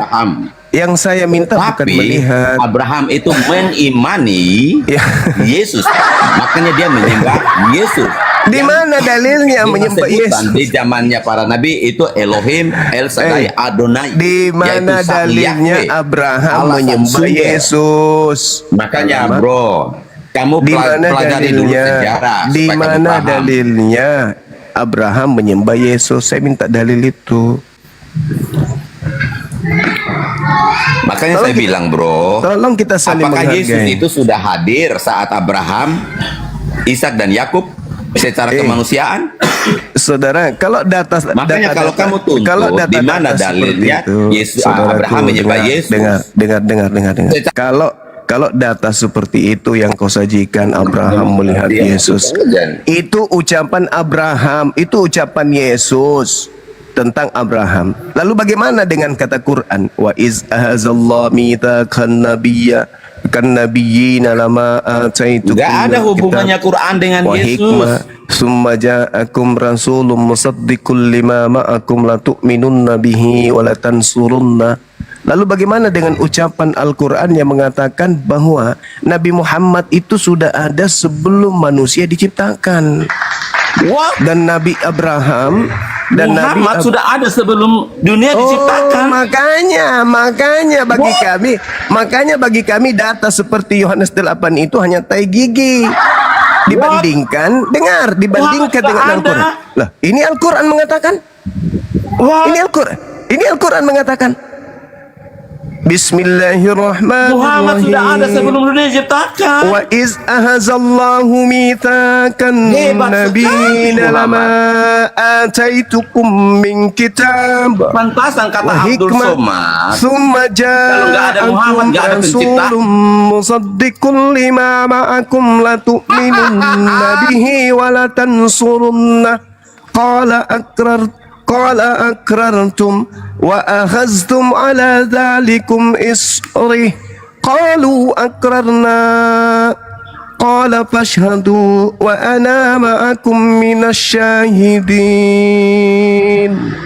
Al-Quran surah Ali Imran ayat 81 menerangkan para nabi di praeksistensi mereka sebagai manusia sudah mempersaksikan akan adanya rasul bernama Nabi Muhammad sallallahu alaihi wasallam. Ini ayat suci Al-Quran.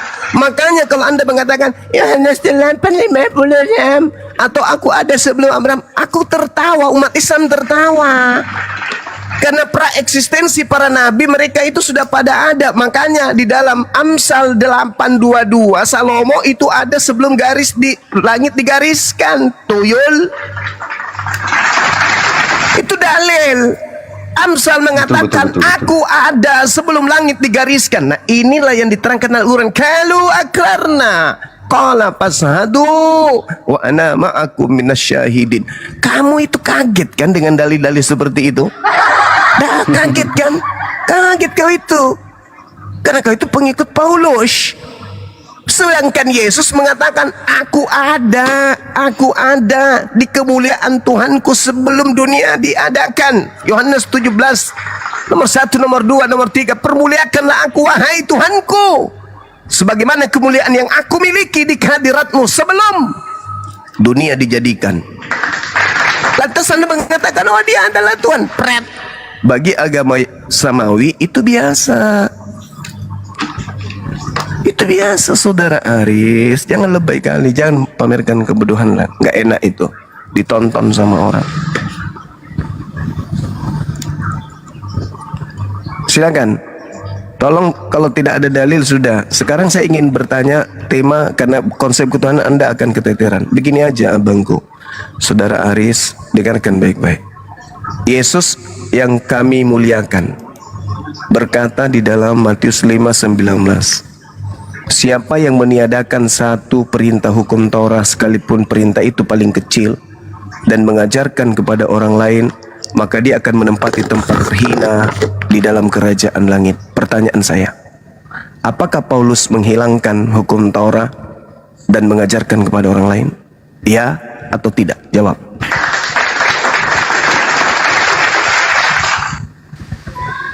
Tidak.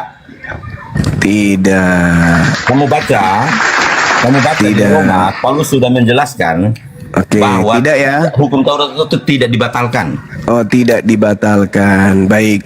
Terus Efesus Siapa 2 yang nomor membatalkan hukum 15. Taurat? Tidak ada satu manusia pun yang membatalkan hukum Taurat. Efesus 2 nomor 15. Hanya saya baca. pemberi hukum Taurat itu yang punya otoritas untuk membatalkannya. Oke, saya bacakan ya, saya bacakan. Tidak ada satu Bang. manusia pun yang berkuasa Saya untuk membatalkan bacakan. hukum Taurat. Saya bacakan dalil Efesus. Sebab dengan matinya Yesus telah membatalkan hukum Taurat dengan segala perintah dan ketentuannya untuk menciptakan keduanya menjadi satu manusia baru. Pertanyaan saya, Paulus mengatakan dengan matinya Yesus, hukum Taurat sudah dibatalkan dengan segala perintah dan ketentuan yang ada di dalamnya. Sekarang, salah satu perintah Taurat, jangan engkau makan babi. Kolose 2 nomor 16, jangan lagi kau mau diatur dengan aturan makan makanan dan minuman dan hari raya. Galatia 2 nomor 16, tidak ada orang yang dibenarkan karena menjalankan hukum Taurat. Nomor 21, engkau lepas dari Kristus jika kau mengharapkan kebenaran dari hukum Taurat, maka sia-sialah kematian Kristus. Saya ulang pertanyaan saya. Ku jawab Bang Juma, Oke, silakan. Silakan. Jadi gini Bang Juma ya. Ketika Efesus itu dibacakan dengan matinya Yesus Kristus di kayu salib membatalkan hukum Taurat, itu yang dimaksud menggenapi Bang Juma, karena dia datang untuk menggenapi. Melengkapi ceritanya ya. Gini. Barusan Bang Juma bilang di Galatia 2 ayat 16 bahwa tidak ada satu orang pun dibenarkan menjalankan hukum Taurat. Itu penegasan dari Rasul Paulus bahwa memang manusia itu tidak ada yang sanggup mengikuti hukum Taurat. Makanya Yesus datang menjalani hukum Taurat itu semuanya sampai taat mati di kayu salib. Itu kata Paulus. Memang dia datang untuk menggenapi, Bang. Iya, menggenapi itu kan melengkapi. Makanya saudara coba Anda baca Matius 5:19 nomor 20. Menggenapi itu maksudnya apa? Menggenapi itu kalau di hukum Taurat berzina itu tidak boleh. Tapi menggenapinya memandang wanita dan mengingini di dalam hatinya cungkil mata. Itu menggenapi, melengkapi, menyempurnakan. Itu pasti tuh, nggak bisa kita ragukan. Sekarang ada nggak orang Kristen dicungkil matanya? Nggak ada, berarti nggak menggenapi. Sekarang permasalahannya bukan di situ. Paulus ini apakah Paulus ini membatalkan hukum Taurat atau tidak? Kalau di Taurat hukumnya adalah Sabat ibadah Sabtu. Di Kristen berdasarkan ajaran Paulus di Galatia di Kolose 2 nomor 16 ibadahnya Minggu. Sekarang permasalahannya adalah ketika Yesus berkata, barang siapa yang meniadakan hukum Taurat meskipun yang paling terkecil, dia akan menempati tempat terhina alias neraka. Pertanyaan saya, jujur, apakah Paulus ada membatalkan, menghapuskan hukum Taurat dan mengajarkan kepada Kristen pengikutnya? Ada atau tidak ada? Oke, pengajaran Rasul Paulus itu kan kegenapan dari matinya ke Yesus di kayu salib ya, Bang. Bukan itu, saudaraku. Ada atau tidak ada? Iya, ya memang dari surat dia yang membatalkan. Kenapa rupanya? Berarti ada kan? Iya, pembatalan. Berarti itu Paulus ada, dan pengikutnya Kristen menempati tempat yang mana menurut Yesus? Oh enggak, karena mengikuti ajaran kasih. Yesusnya mengatakan, barang siapa yang meniadakan salah satu perintah hukum Taurat, sekalipun yang paling terkecil, lalu mengajarkan kepada orang lain, ia akan menduduki tempat terhina di dalam kerajaan langit. Pertanyaan saya, adakah Paulus meniadakan hukum Taurat meskipun yang paling terkecil? Ada atau tidak ada? Di suratnya ada. Ada. Menurut Yesus, Paulus dan pengikutnya Kristen menempati tempat mana? Ya, kalau menurut Yesus kalau nggak mengajarkan hukum Taurat meskipun yang terkecil, dia menempati tempat terendah.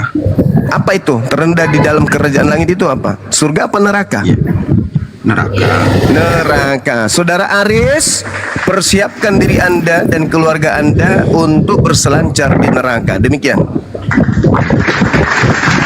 Enggak kayak gitu sih, Bang. Loh kok enggak? Gimana ceritanya? Anda mau memperintah ajaran Yesusku yang mulia? Bukan. Tapi gitu. Lalu gimana? Bagaimana ini? Paulus mengatakan Galatia 5 nomor 2, kalau barang siapa yang menyunat, barang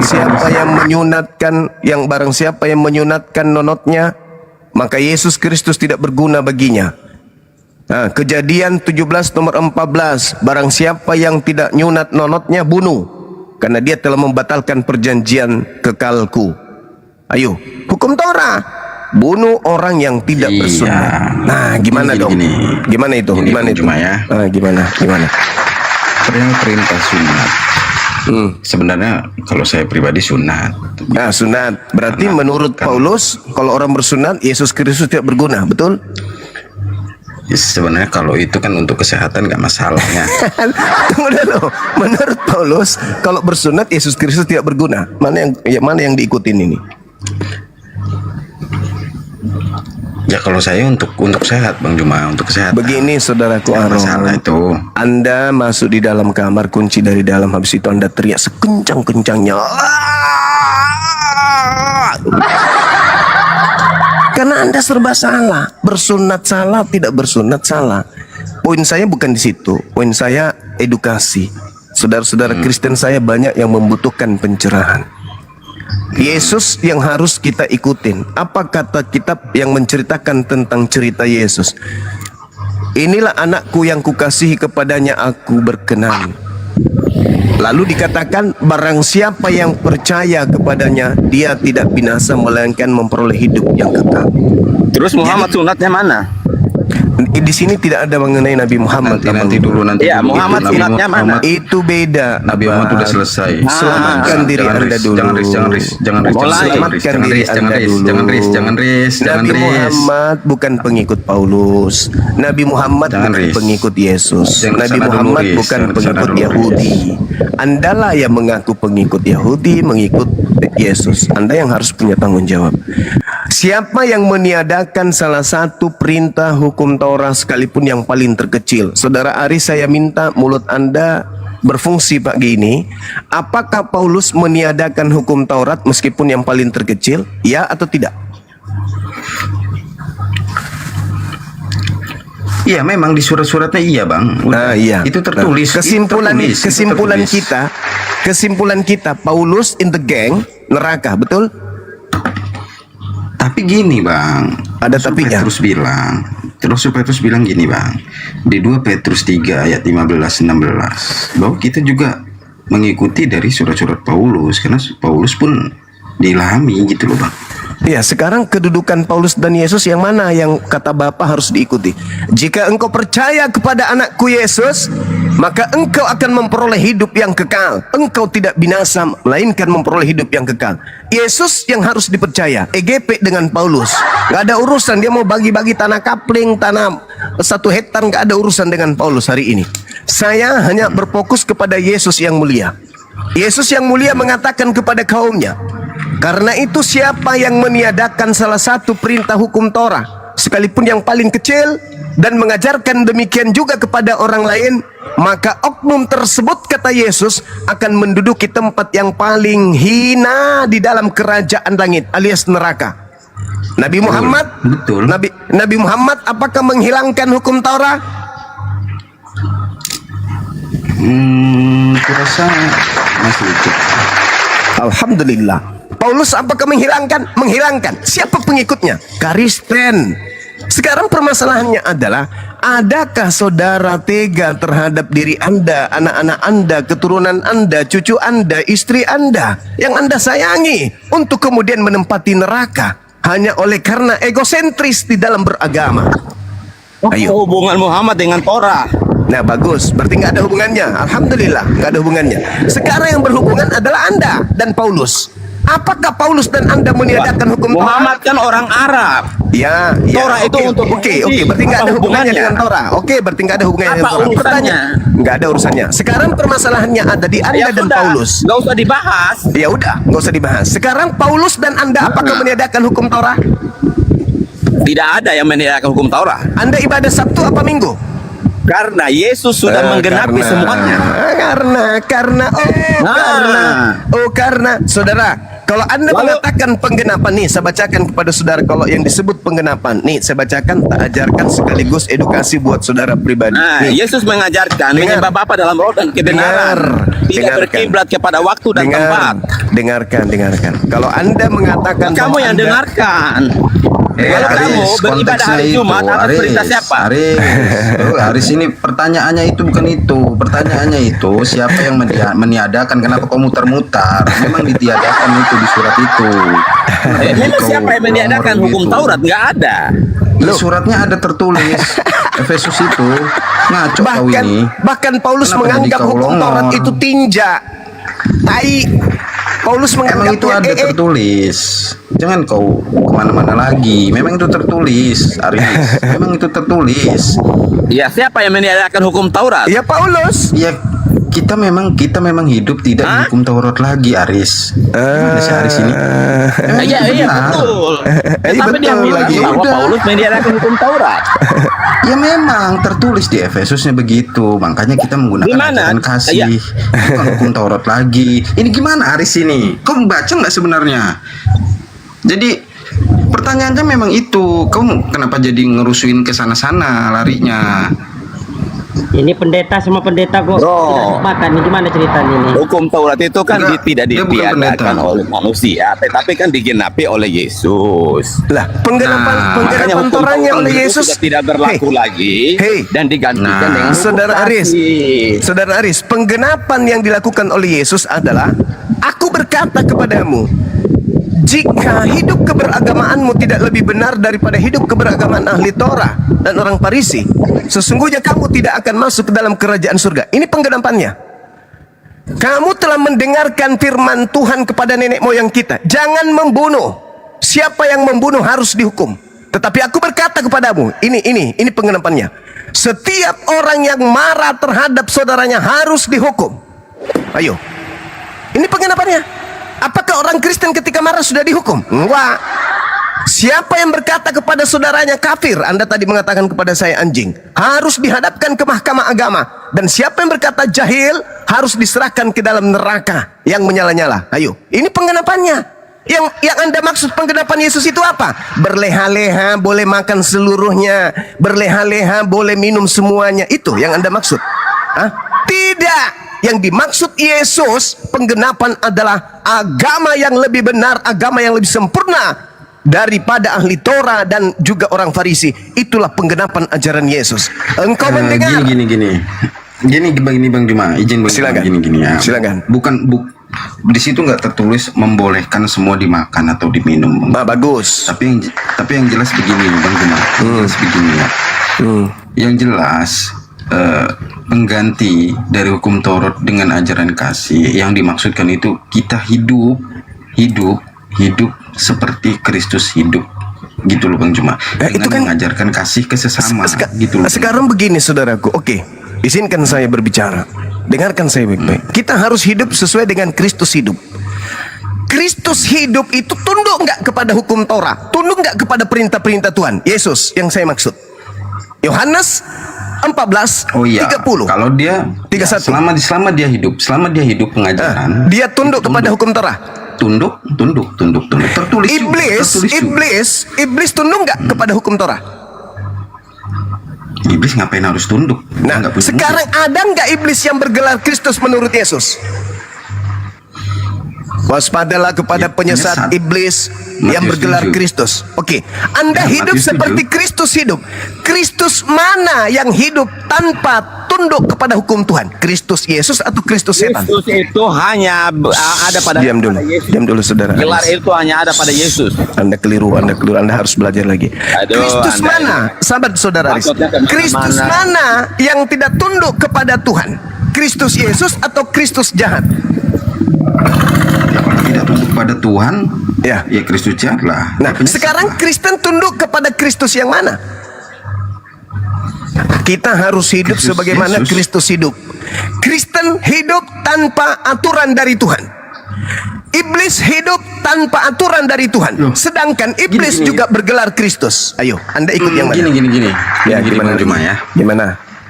Tuhan Yesus bilang kan, kasihilah, selalu ajaran kasih yang dibawa. Ya. Nah, kita itulah yang mengikuti ajaran kasih itu, Bang Juma. Kalau saudaraku, kalau mengasihi anak dulu. Kalau mengasihi anak menurut Yesus, mengajarkan anak meninggalkan hukum Taurat atau mengajarkan anak meniadakan hukum Taurat atau menjalankan hukum Taurat? Ya harus menjalankan ajaran kasih yang diajarkan. Bukan. Jangan dipelintir. Kalau kita kasih itu kan sayang. Gitu. Kasih itu sayang kan? Kasih itu sayang. Sekarang Anda tahu dalil. Barang siapa yang meniadakan dan mengajarkan kepada orang lain. Sekarang kalau Anda kasih kepada anak Anda, maukah anak Anda itu menempati tempat terendah alias neraka? Mau atau tidak? Ya nggak ada yang mau ke neraka. Siapa yang mau ke neraka? Oleh karena itu, apakah Anda mau mengikuti ajaran Paulus yang meniadakan hukum Torah? Tidak dong. Ya nggak mungkin lah. Oleh karena itu, yang disebut kasih saudaraku adalah tunduk berserah diri kepada hukum Tuhan yang dibawa oleh Musa. Betul? Siapa yang sanggup mengikuti hukum Taurat itu? Tidak ada. Itu bukan sebuah alasan. Coba, mana dalil yang berat di dalam hukum Taurat yang tidak bisa Anda lakukan? Tunjukkan. Ya. Yang mana? Mengingini wanita dalam hati. Itu ajaran Yesus. Justru itulah yang berat. Ajaran Torahnya berzina, tapi ajaran Yesus mengingini itu sama dengan berzina. Mata harus Sekarang dicungkil. gini. Sekarang gini. Ajaran Yesus Kalau itu berat. kalau mencuri potong tangan. Potong tangan.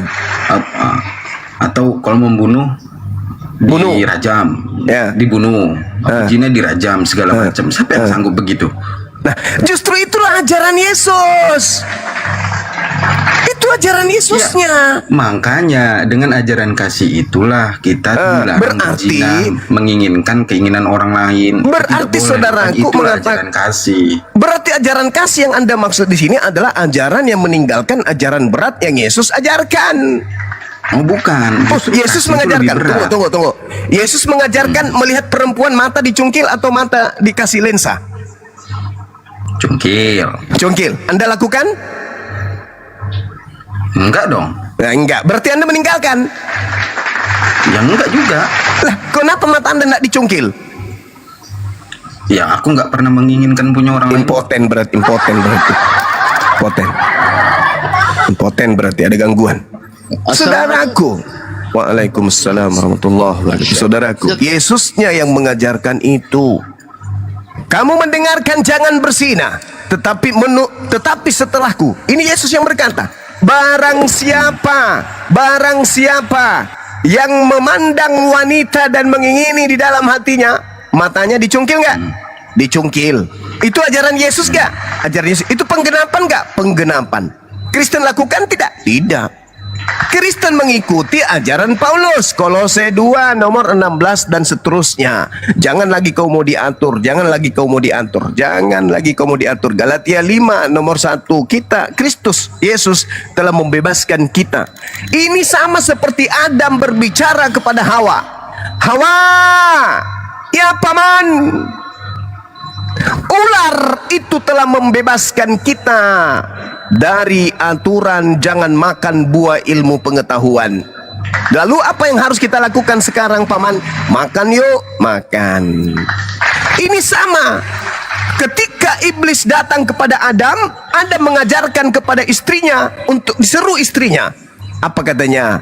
Hei Hawa, ya paman, Tuhan Elohim telah membebaskan kita makan buah ilmu pengetahuan. Kata siapa? Kata tadi si ular tua. Oh gitu, iya. Nah sekarang Paulus yang mengajarkan Kristus Yesus telah membebaskan kita dari dan memerdekakan kita dari kuk penghambaan. Kata siapa? Kata Paulus. Orang Kristen dengar Paulus? Dengar. Merasa terfitnah enggak Yesus? Terfitnah. Apa intinya? Enyahlah daripadaku, aku tidak mengenal kalian. Kalian semua adalah pembuat kejahatan. Nama Yesus hanya dibawa oleh si jahat. Waspadalah kepada si jahat yang datang menyesatkan banyak orang dengan memakai namaku. Namaku yang dipakai, namaku yang dijual, namaku yang dijajakan. Judulnya namaku. Hukum Torah dikatakan tinja, pakai namaku.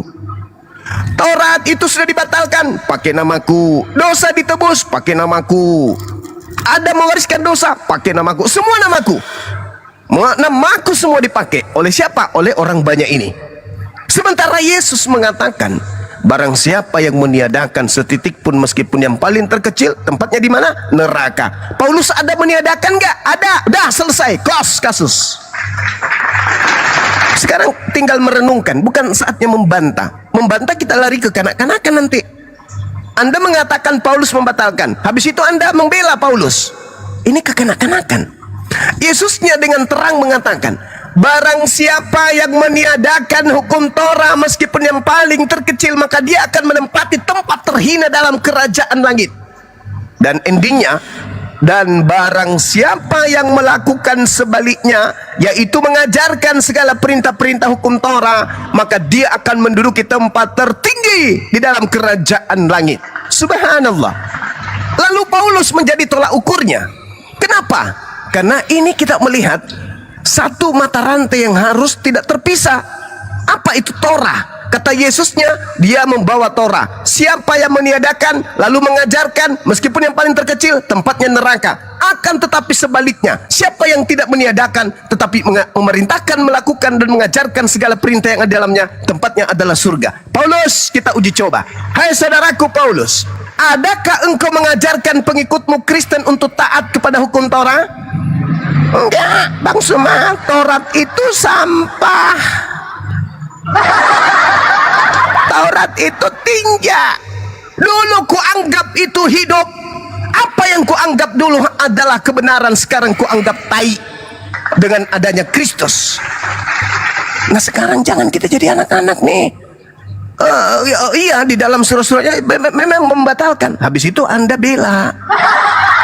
Berarti Anda masuk ke dalam kategori Al-Quran yuhadi'una Allah walladzina amanu wa ma yakhda'una illa anfusahum wa ma yash'urun. Orang-orang zalim ingin menipu Allah dan menipu orang-orang beriman, padahal sesungguhnya mereka hanya menipu diri mereka sendiri. Itulah kenapa Islam datang. Makanya Yesus itu mengatakan apa? Apabila ia datang, dia akan mengajarkan engkau kepada seluruh kebenaran, dan dia akan memuliakan aku dan akan mengingatkan engkau apa yang pernah aku ajarkan kepada kalian. Nih, fungsinya Islam nih, kami mengingatkan. Setiap kali Anda membantah Yesus, kami ingatkan. Yesus pernah berkata. Setiap kali Anda membantah Yesus, kami mengingatkan. Yesus pernah berkata. Setiap kali kalian membantah, kami selalu mengingatkan. Yesus pernah berkata. Lawang Yesus yang dia harus percayalah. Inilah anakku yang kukasihi, barang siapa yang percaya dia tidak akan mati, melainkan memperoleh hidup yang kekal. Kami ini mengajak untuk kembali mengingat perkataan-perkataan Yesus, bukan kami menyesatkan. Nah ini saudaraku. Nah terkait dengan baginda Rasulullah Muhammad sallallahu alaihi wasallam, Nabi Muhammad sallallahu alaihi wasallam terkait hukum Torah, sebagaimana yang dikatakan oleh saudara kita tadi yang saudara Kristen ini, itu jelas Al-Quran datang bukan untuk mengajarkan menjalankan hukum Torah, tetapi Al-Quran datang jelas untuk menyelaraskan ajaran Nabi Musa alaihissalam. Wa min qablihi kitabu Musa imama wa rahma wa hadza kitabun musaddiqul lisanan arabiyya liyunziral ladzina zalamu wa busyra lil muhsinin. Apa kata Quran?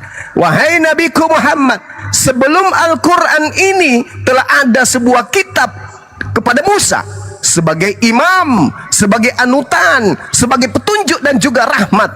Dan Al-Quran ini adalah kitab yang membenarkan Torah tersebut dalam bahasa Arab untuk memberi peringatan kepada orang-orang yang zalim agar tak zalim lagi, dan memberi kabar gembira kepada orang yang muhsin setelah dia sadar dirinya zalim lalu menjadi mu'allaf. Ini kata Quran. Mu'allaf. Ini kata Quran. Coba, adakah Al-Quran mengutip Torah? Enggak. Al-Quran cuma mengatakan, wahai Nabiku Muhammad, wa min qablihi kitabu Musa. Dulu ada ketetapanku kepada Nabiku bernama Musa. Aku beri kitab sebagai petunjuk, sebagai anutan, sebagai pedoman bagi Bani Israel, dan juga bukti kasih sayangku kepada mereka. Dan Al-Quran saat ini aku wahyukan kepadamu, wahai Nabiku Muhammad, untuk membenarkan Torah itu dalam bahasa Arab, untuk memberi peringatan kepada orang-orang yang zalim agar sadar, dan memberi kabar gembira kepada orang-orang muhsin bahwa jalanmu menjadi Islam sudahlah benar adanya. Ya sederhana bagi saya sebagai seorang muslim. Adakah Paulus meniadakan hukum Torah meskipun yang paling terkecil?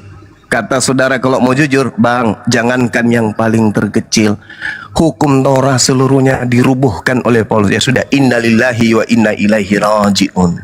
Jangan kata Nabi Muhammad, kata Yesus, barang siapa meniadakan tempatnya adalah neraka. Mau ke neraka? Mau, silakan ikuti Paulus. Na'udzubillah, summa na'udzubillah. Karena kalau tetap dijalankan, Bang Juma, kalau tetap dijalankan, batal juga dong berarti surat upah dosa adalah mautnya. Gitu dong. Upah dosa adalah maut itu hanya simbol untuk alat untuk menyesatkan. Anda baca Roma 8 nomor 10, barang siapa yang ada Kristus di dalam dirinya, maka dia mati dalam dosa. Lah, kok bisa kayak gitu? Kok bisa? Yesus ada di dalam diriku nih, saya murtad nih, saya keluar dari Islam misalnya nih, lalu kemudian ada Yesus dalam diri saya mati dalam dosa. Mati dalam dosa, kemana perginya rupanya? neraka. Lalu buat apa penyaliban kalau ternyata aku mati dalam dosa, Cak Ayu? Kita baca dalil. Ingatlah katanya, jika Kristus ada di dalam kamu, maka tubuhmu memang mati karena dosa. Loh. Bukannya tubuh kita mati karena sudah masuk surga, kok mati karena dosa ini? Mati karena dosa, larinya kemana? Ya neraka, Cak Ayu. Jadi sia-sia kematian Kristus. Kenapa? Justru karena Kristus ada di dalam kita, tubuh kita mati karena dosa. Na'udzubillah summa na'udzubillah. Inilah kenapa Islam datang. Bersyukurlah saudaraku Arom, hidup bukan di abad pertama, abad kedua, abad ketiga, abad keempat, abad kelima, abad keenam. Bersyukur hidup setelah abad ke-7. Kenapa?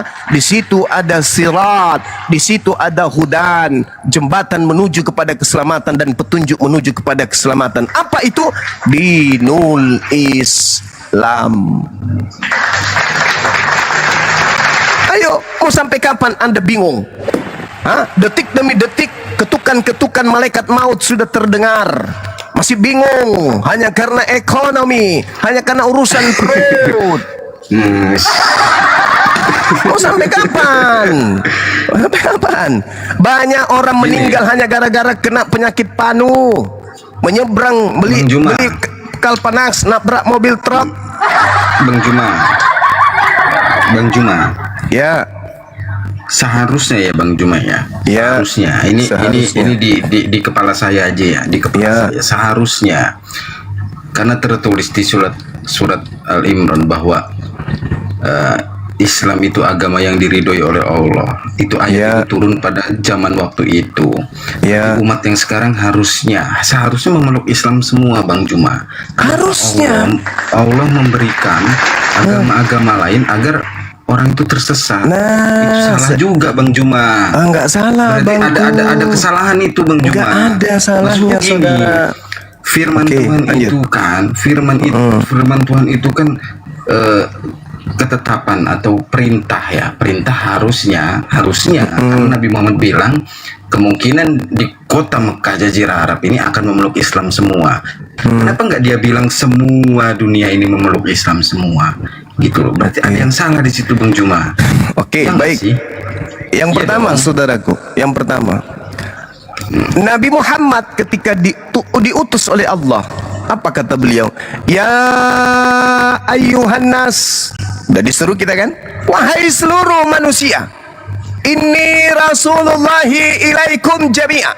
Sesungguhnya aku ini adalah utusan Tuhan lo untuk kalian semua. Udah terjawab?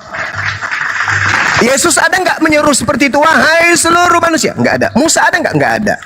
Cuma Nabi Muhammad. Ya ayuhan nas. Wahai seluruh umat manusia. Yang merasa manusia jawab dong. Hai. Sesungguhnya aku ini adalah Rasul Tuhanmu untuk kalian semua, mengajarkan kalian kepada apa yang harus kalian lakukan sehubungan dengan hubunganmu dengan Tuhanmu dan hubunganmu kepada sesama makhluk. Hablum minallah, hablum minan nas. Lalu kemudian Anda bertanya, pertanyaan yang sangat bagus. Uraian Al-Quran menjelaskan kepada seluruh manusia. Apa katanya? Ya Bani Adam. Wahai anak keturunan Adam. Seluruh anak keturunan Adam harus menjawabnya dong. Hai. Jawab. Hai juga. Nah, hai juga. Apa kata Quran? La yaftinannakumus syaitan. Wahai anak keturunan Adam, jangan sekali-kali kamu tertipu oleh setan. Kama akhraja abawaikum minal jannah. Sebagaimana iblis telah mengeluarkan ibu bapakmu dari surga. Nih perintah. Tetapi apa yang terjadi? Ketika Islam datang, Nabi Muhammad datang, apa katanya? Wa idza fa'alu fahisatan qalu wajadna 'alaiha aba'ana. Apabila mereka melakukan perbuatan keji, apa katanya? Kami mendapati nenek moyang kami dulu juga melakukan hal yang demikian. Dan Tuhan kami mengajarkan, Allah menyuruh kami mengerjakannya. Kul, katakanlah wahai Nabi Muhammad, innallaha la ya'muru bil fahsya. Sesungguhnya Allah tidak memerintahkan perbuatan keji yang mereka maksud. Apa itu? Mengatakan hukum Taurat, injak, mengatakan Tuhan turun ke bumi menjadi manusia, mengatakan bahwasanya keselamatan hanya ada di dalam menyembah kepada Kristus. Itu Allah tidak katakan innallaha la ya'muru bil fahsya. Ataquluna 'alallahi ma la ta'lamun. Pantaskah kamu mengatakan tentang Allah apa yang tidak kamu ketahui? Pantaskah kau berkata tentang Tuhan yang menciptakan alam semesta ini tanpa pengetahuan? Kau mengatakan Tuhan menjadi manusia, Tuhan Anda katakan dia menjadi bayi, bla bla bla. Dari mana ilmu ini? Maka Allah mengatakan, wahai nabiku Muhammad, katakan kepada mereka, kul amara rabbi bil qisti. Tuhanku memerintahkan aku berlaku adil. Aku sampaikan, aku uraikan, aku ajarkan. Aku tidak memaksakan, tetapi aku sampaikan kepada manusia seluruhnya ajaran ini supaya sampai kepada mereka kebenaran itu. Maka Al-Quran mengatakan apa, saudara? Fariqan hada. Setelah Al-Quran itu datang, maka apa kata Allah? Sekelompok mereka yang telah mendengarkan Al-Quran dan Islam diberi petunjuk karena menggunakan akal sehat. Wa fariqan haqqa alaihimud dalalah. Dan sekelompok dari manusia sudah sepantasnya sesat karena mereka tidak beriman. Lalu mengatakan wa yahsabuna annahum muhtadun. Mereka mengira bahwa mereka adalah orang-orang yang mendapatkan petunjuk. Hari ini, detik ini, saudaraku Kristen, siapapun saudara, pendeta, pastor, saya ingin bertanya, kalau Anda mendapatkan petunjuk, atas petunjuk siapa Anda beribadah pada hari Minggu? Jawab. Bingung. Ya, kalau Minggu itu konsep itu yang Bang Juma, konsepnya adalah kebangkitannya. Atas petunjuk siapa? Hari kebangkitannya. Atas petunjuk siapa? Atas petunjuk siapa? Ya, kita memuliakan hari kebangkitannya. Atas petunjuk siapa? Wa yahsabuna annahum muhtadun. Mereka mengira bahwa mereka adalah orang-orang yang mendapatkan petunjuk. Dari siapa? Ya, bukan dari Tuhan, bukan dari Tuhan memang itu. Subhanallah. Memang bukan dari Tuhan. Subhanallah. Inilah yang Al-Quran katakan, fariqan hada. Maka pantaslah mereka yang tidak mendapatkan petunjuk dari Allah sesat. Pantas sesat. Wa fariqan haqqa alaihimud dalalah. Pantas sesat karena apa? Berarti sekarang gini Bang Juma. Berarti tidak mampu untuk meluruskan semua umat manusia. Berarti saudaraku, bisa sekarang coba kita uji. Saudaraku Arom yang ganteng, yang baik hati, atas petunjuk siapa Anda beribadah hari Minggu?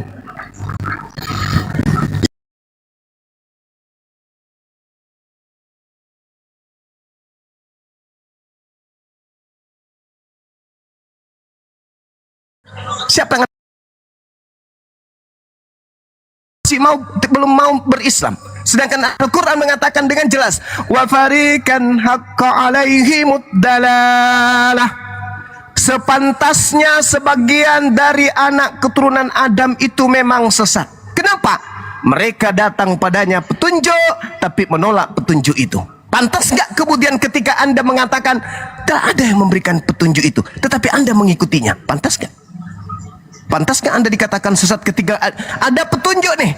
Barang siapa meniadakan hukum Taurat lalu mengajarkan kepada orang lain, dia akan menempati tempat terhina. Anda tahu petunjuk itu, Anda tahu Paulus meniadakan hukum Taurat itu, tapi tetap aja mengikuti perintah Paulus. Lalu kemudian Anda sesat.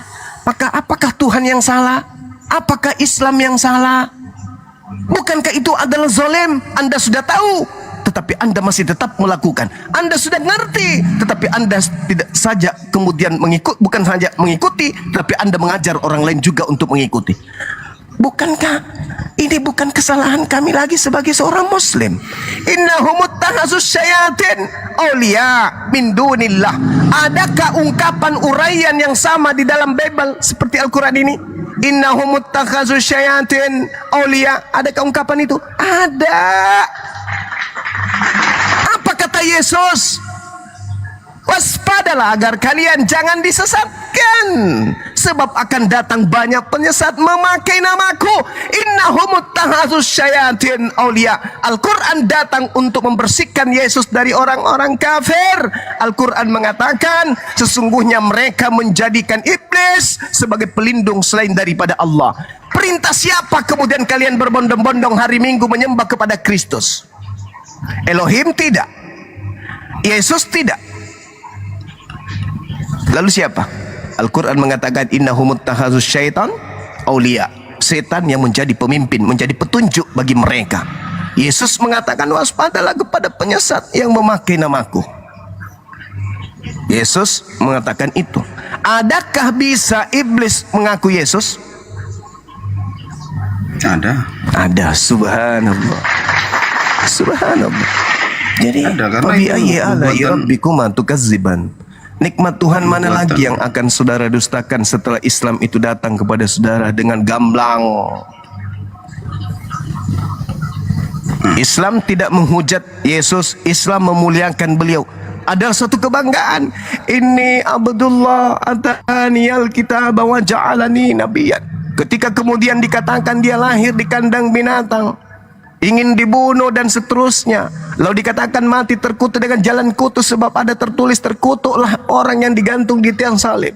Lalu semua dosa-dosa orang Roma Yunani dilimpahkan ke pundaknya. Malah Al-Quran datang, tidak, beliau adalah manusia suci. Inni Abdullah ataniyal kitab wa ja'alani nabiyyan. Kami Islam datang ketika orang Yahudi membuat kitab Talmud, diceritakan sosok Yesus itu begitu hina di dalamnya. Datang lagi Kristen dengan kitabnya Bible, begitu juga adanya. 11:12 Al-Quran kemudian datang, ya Allah ya Karim, inni Abdullah antani al-kitab wa ja'alani nabiyyan wa barran biwaliday. Bagaimana kemudian beliau diajarkan menghormati ibunya, dan beliau kemudian diberkati dimanapun beliau berada. Subhanallah. Islam memuliakan sosok ini. Orang Kristen mengatakan Yesus, orang Yahudi mengatakan Yesua, orang Islam mengatakan Isa. Tapi ingat, beda nama, satu oknum. Terima tidak terima itu fakta. Hanya ada satu manusia yang lahir tanpa ayah membawa Injil di tengah kaum Bani Israel. Kami menyebutnya Isa, dan Yesus itu tidak ada. Kalian menyebut Yesus dan Isa itu tak ada. Yahudi menyebut Yesua, Isa, Yesus itu tak ada. Artinya apa? Kita berbeda hanya karena pola cerita, tapi oknum yang sama. Islam berarti adalah suatu pengajaran yang sifatnya kontemporer. Ada masa Nabi Abraham, ada masa Nabi Ismail, ada masa Nabi ada Ishak, kemudian ada masa Nabi Harun, kemudian ada masa Nabi Nuh, kemudian ada masa Nabi Musa, Abraham, Musa, dan seterusnya sampai kepada Isa alaihissalam, sampai kepada baginda Rasul Muhammad SAW. Kurang cinta apalagi pencipta kita kepada kita? Ketika kemudian orang-orang keliru terhadap pengajaran Nabi Musa, Allah pencipta kita menurunkan Nabi Isa. Ketika ajaran Nabi Isa dibengkokkan oleh orang-orang pada saat itu, pencipta kita mengutus Nabi Muhammad. Kurang cinta apa lagi pencipta kita ini kepada kita? Maka dia menyeru, ya bani Adam, la yaftinannakumus syaitan kama akhraja abawaikum minal jannah. Wahai anak keturunan Adam, janganlah sekali-kali kamu tertipu oleh iblis, sebagaimana iblis telah mengeluarkan ibu bapakmu dari surga dengan menanggalkan pakaian keduanya untuk memperlihatkan kepada keduanya aurat mereka berdua. Sesungguhnya innahu yarakum huwa wa qabiluhu min haitsu la tarawnahum. Sesungguhnya, kata Allah, setan itu dan para pengikutnya melihat kamu dari suatu tempat yang tidak kamu bisa melihatnya. Iblis melihatmu, tapi kamu tidak bisa melihatnya. Kamu mengatakan dengan mulutmu bangga, kami ini anak Tuhan. Ingat, iblis melihatmu, tapi kamu tidak melihat iblis. Bisa jadi iblis yang membuat lisanmu berkata seperti itu. Bisa jadi iblis yang membuat kakimu melangkah ke tempat sebuah gedung menyembah kepada dirinya dalam nama Yesus. Bisa jadi iblis, karena Al-Quran mengatakan innahu yarakum huwa wa qabiluhu min haitsu la tarawnahum. Kamu tak mampu melihatnya, tapi iblis melihatmu. Sesungguhnya aku, kata Allah, telah menjadikan iblis itu sebagai penolong bagi orang-orang yang tidak beriman. Inna ja'alna syayatin awliya lilladzina la yu'minun. Itu juga dikhotbahkan oleh Petrus di dalam Kisah Para Rasul 2 nomor 36. Jadi orang Israel harus tahu bahwa oknum yang telah kau salibkan ini telah dijadikan menjadi pemimpin dan Kristus bagi kalian. Lalu orang-orang yang menyalibkan Yesus berkata kepada Petrus, apa yang harus kami lakukan wahai Petrus, anak manusia suci Yesus, anak buah atau murid dari Yesus yang suci? Apa kata Petrus? Berilah dirimu dibaptis dan bertobat dan tinggalkanlah angkatan jahat ini. Kitab sendiri yang mengatakan yang kau salibkan itu telah dijadikan menjadi pemimpin, menjadi tuan, menjadi panutan, menjadi teladan bagimu. Siapa yang kau salibkan? Kalau dia Yesus, berarti Yesus yang jadi panutanmu.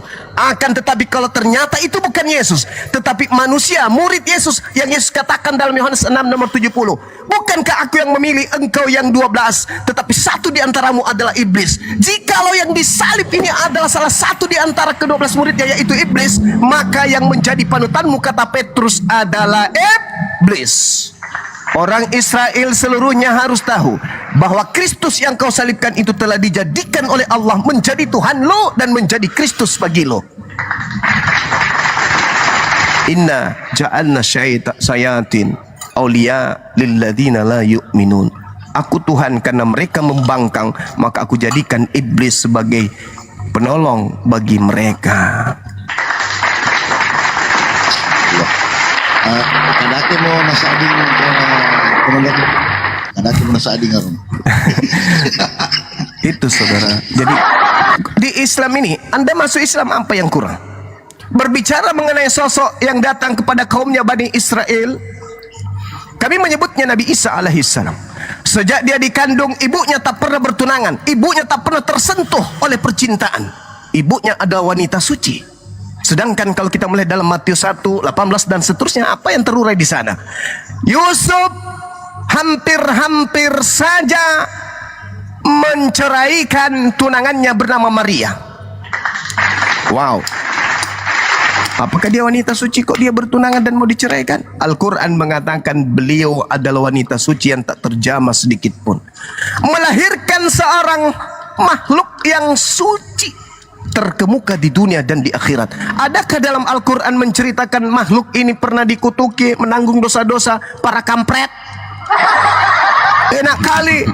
Dia yang Sodom, dia yang memperkaos, dia yang koruptor, dia yang membunuh. Lalu kemudian dosa-dosanya si iblis ini ditanggung sama Yesus kok.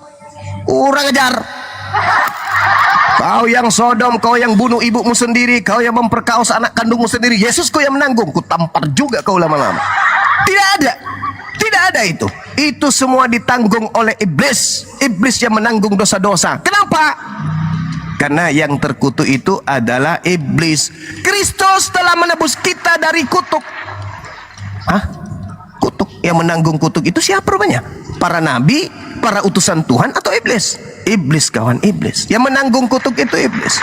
Keluarlah kau dari surga ini, kau menanggung kutuk sampai kiamat. Lalu yang menanggung kutuk ini siapa? Yesus katanya, na'udzubillah summa na'udzubillah. Maka pantaslah kemudian Al-Quran mengatakan, wa idza husyiran nasu kanu lahum a'da. Pada hari terakhir nanti, sebelum manusia diputuskan surga nerakanya, mereka yang menyembah kepada Isa akan dimusuhi oleh Isa, dan apa yang mereka puji-pujikan kepada Isa akan diingkari oleh Isa alaihi salam. Oh, Yesus ternyata juga begitu. Pada hari terakhir nanti banyak orang memanggil aku Tuhan, junjungan, gembala, panutan, teladan, guru.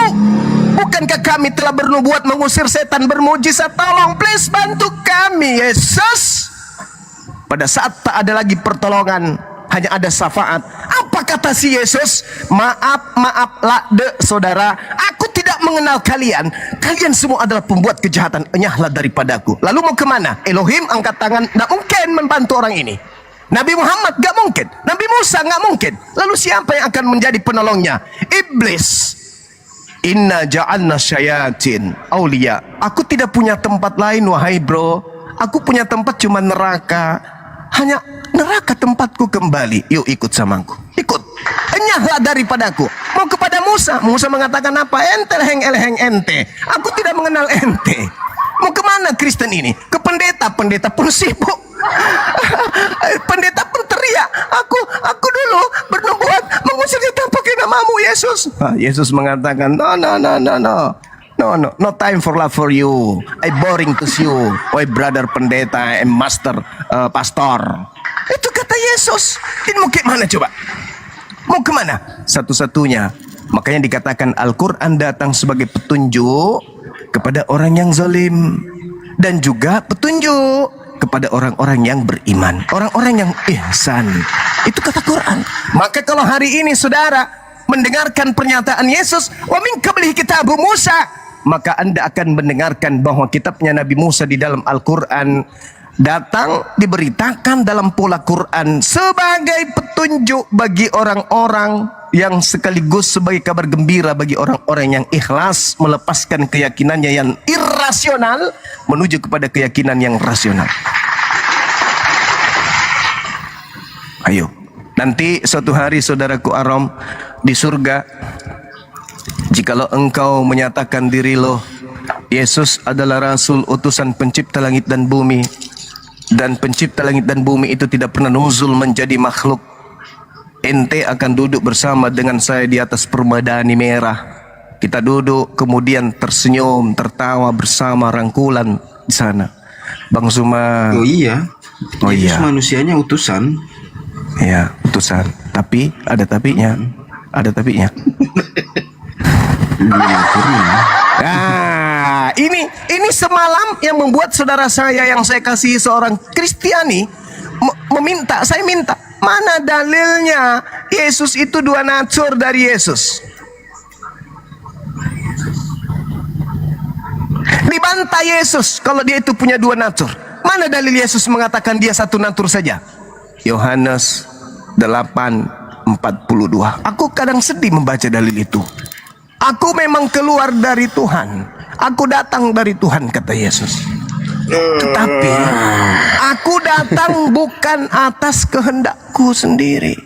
Kadang sedih aku baca dalil itu. Karena begitu terang, Yesus ini ternyata bukan Elohim. Dia datang ke muka bumi bukan atas kehendaknya. Sama seperti kita. Bang Suma, ya, kamu di atas bumi ya? Ya, kamu makhluk bumi ya? Kamu datang atas kehendak siapa? Bukan atas kehendakku sendiri. Bahkan untuk sekedar menjadi laki atau perempuan pun aku enggak berkehendak untuk itu. Bahkan sekedar mengetahui saya lahir hari apa, tanggal berapa, bulan berapa, dari rahim seorang ibu bernama siapa, aku enggak tahu. Aku enggak tahu.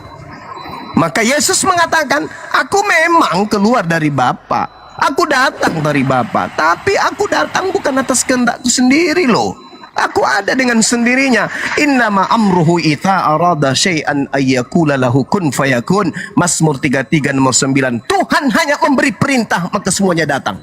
Tuhan hanya memberi kode maka semuanya ada. Maria, ya, hamil. Lahirkan seorang hamba bernama Yesus.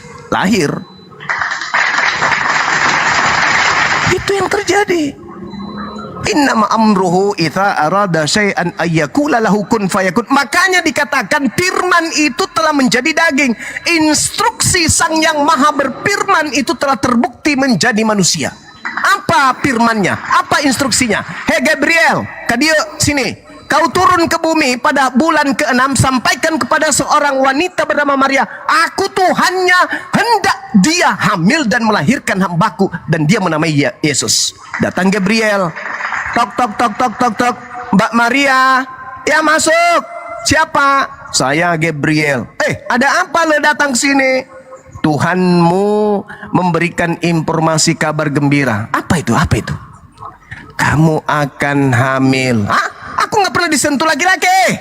Tuhanmu yang maha berkuasa menghendaki. Jangankan rahimmu bisa mengandung, lututmu pun bisa mengandung seorang manusia kalau Tuhanmu berkehendak. Oh, kalau begitu kata Maria, baiklah, aku ikhlas, aku ridha, aku mau, gak apa-apa, yang penting Tuhanku yang mau, jangan ente yang mau. Ya, Tuhanmu yang maha tinggi yang mau. Apa yang terjadi?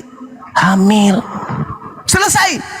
Lahir. Maka dikatakanlah pada mulanya firman menjadi daging.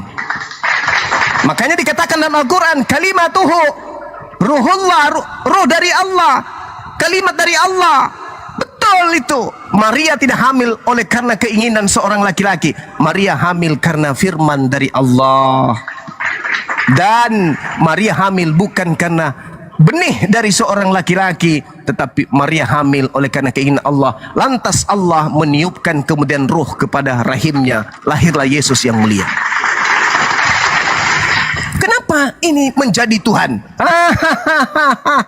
Karena sajian-sajian demi sajian, pengajaran Yesus dan keadaan peristiwa yang terjadi pada masa itu, pada cerita yang diceritakan secara gaib kepada Nabi Muhammad itu sebelum ke Indonesia, Pak, mampir dulu di Roma Yunani. Seandainya dari Yahudi langsung ke Indonesia, tidak begitu cerita Yesusnya. Tapi karena mampir dulu di markas penyembah dewa-dewa, maka ajaran Yesus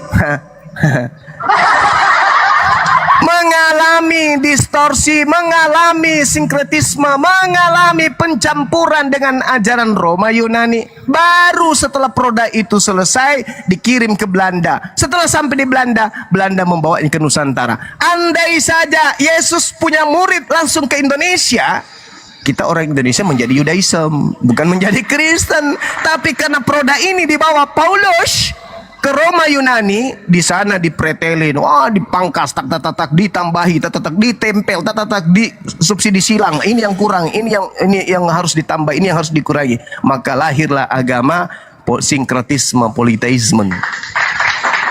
Itu fakta, itu real. Maka kacamata dunia melihat. Betul itu Bang Jumah. Betul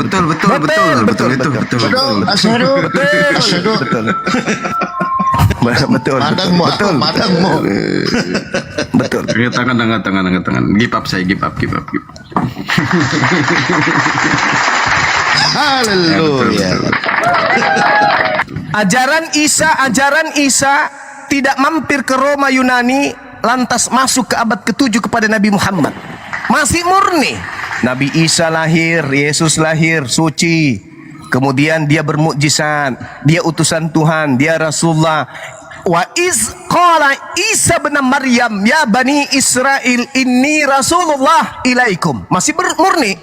Karena tidak ada meja Roma Yunani dulu, digodok di sana baru masuk ke Arab, ketemu Nabi Muhammad nggak ada. Langsung dari langit Sang Maha menyaksikan, memberikan instruksi kepada Roh Kudus, menyampaikan kepada Nabi Muhammad, sampaikan kepada nabiku yang mulia, dulu pernah aku mengutus seorang nabiku lahir tanpa ayah bernama Isa, sampaikan kepada beliau. Sampai tidak melalui produk dari pabrik Roma Yunani, makanya masih murni. Kalau yang sampai melalui Belanda sudah banyak kali pabrik. Sebenarnya sesimpel itu ya mikirnya ya. Oh iya dong, kawan. Simpel, saudaraku. Simpel. Nah, sekarang permasalahannya saudaraku nih. Ini pertanyaan sekaligus sebagai guyon. Kenapa sih Yesus ini harus diambil dari Yahudi, lalu digodok, dipermak sedemikian rupa, lalu jadikan sebagai sebuah kedikdayaan dalam sebuah kerajaan hebat, di mana gereja mendapatkan otoriter yang begitu kuat terhadap wilayah-wilayah jajahannya untuk menyembah kepada Kristus Yesus? Ada apa sebenarnya di sana? Apakah di situ ada kepentingan perut? Ya, sebenarnya apakah di situ ada kepentingan perut? Simpelnya sebenarnya gini sih Bang Juma. Kalau jujurnya sih begini. Kenapa sih terjemahan baru itu bahasa Yunani itu kan? Ya karena memang kebutuhannya memang dari bahasa Yunani sana gitu.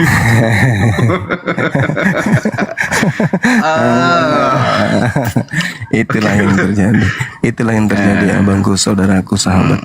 Itulah yang terjadi. Biar saya coba nanti malam saya betul dapat hidayah dari Kudus ya. Amin. Allah, ya Allah. Amin kan yang di bawah. Roh Kudus masuk. Iya, karena kita dari Roh Kudus ilhamnya. Betul lah. Kalau di Islam itu Roh Kudusnya bekerja selama 22 tahun abangku. Pada saya Nabi juga Muhammad 24 jam nggak libur dia. Iya, pada Nabi Muhammad, lalu kemudian menguraikan itu dalam Al-Quran. ajaran Roh Kudusnya itu satu kitab. Nah Makanya sekarang kita di karismatik itu ada bahasa roh. Oke. Karena Nah makanya kudusnya 24 jam. di Islam ini dicipta oleh Allah dalam bentuk fi aksani takwim, dibentuk dalam bentuk sempurna. Manusia fa'alhamaha fujuraha wa taqwaha. Manusia punya potensi jahat, punya potensi takut kepada Tuhan. Ada potensi membangkang kepada Tuhan, ada potensi takut kepada Tuhan. Al-Quran datang sebagai penggambaran yang datang dari Roh Kudus. Begitu Al-Quran datang, manusia tinggal memilih takut kepada Tuhan atau ingkar kepada Tuhan. Posisinya di situ. Ketika Nanti dia malam saya takut, DM Bang Juma ya. Kalau selesai saya baca lagi. Boleh. Dari Kejadian sampai Wahyu. Mati menjadi dalam satu malam. Saya sudah ada beberapa udah hafal itu. Tenang aja. Oke. Jadi nanti saya DM Bang Juma. Karena saya juga kemarin ngomong sama Faruk, janganlah kalau di Komal. Saya DM Bang Juma. Saya hubungin Bang Juma ya. Bang Arom. Bang Arom. Roh Kudus berjalan. Bang Arom. Roh Kudus di dalam kekristenan sudah pensiun. Sudah pensiun? Enggak, 1/24 jam dia bekerja. Dari mana cerita? Kemarin ada yang mualaf. Gini. Papi, kemarin ada yang mualaf. Gini. Roh Kudusnya pensiun.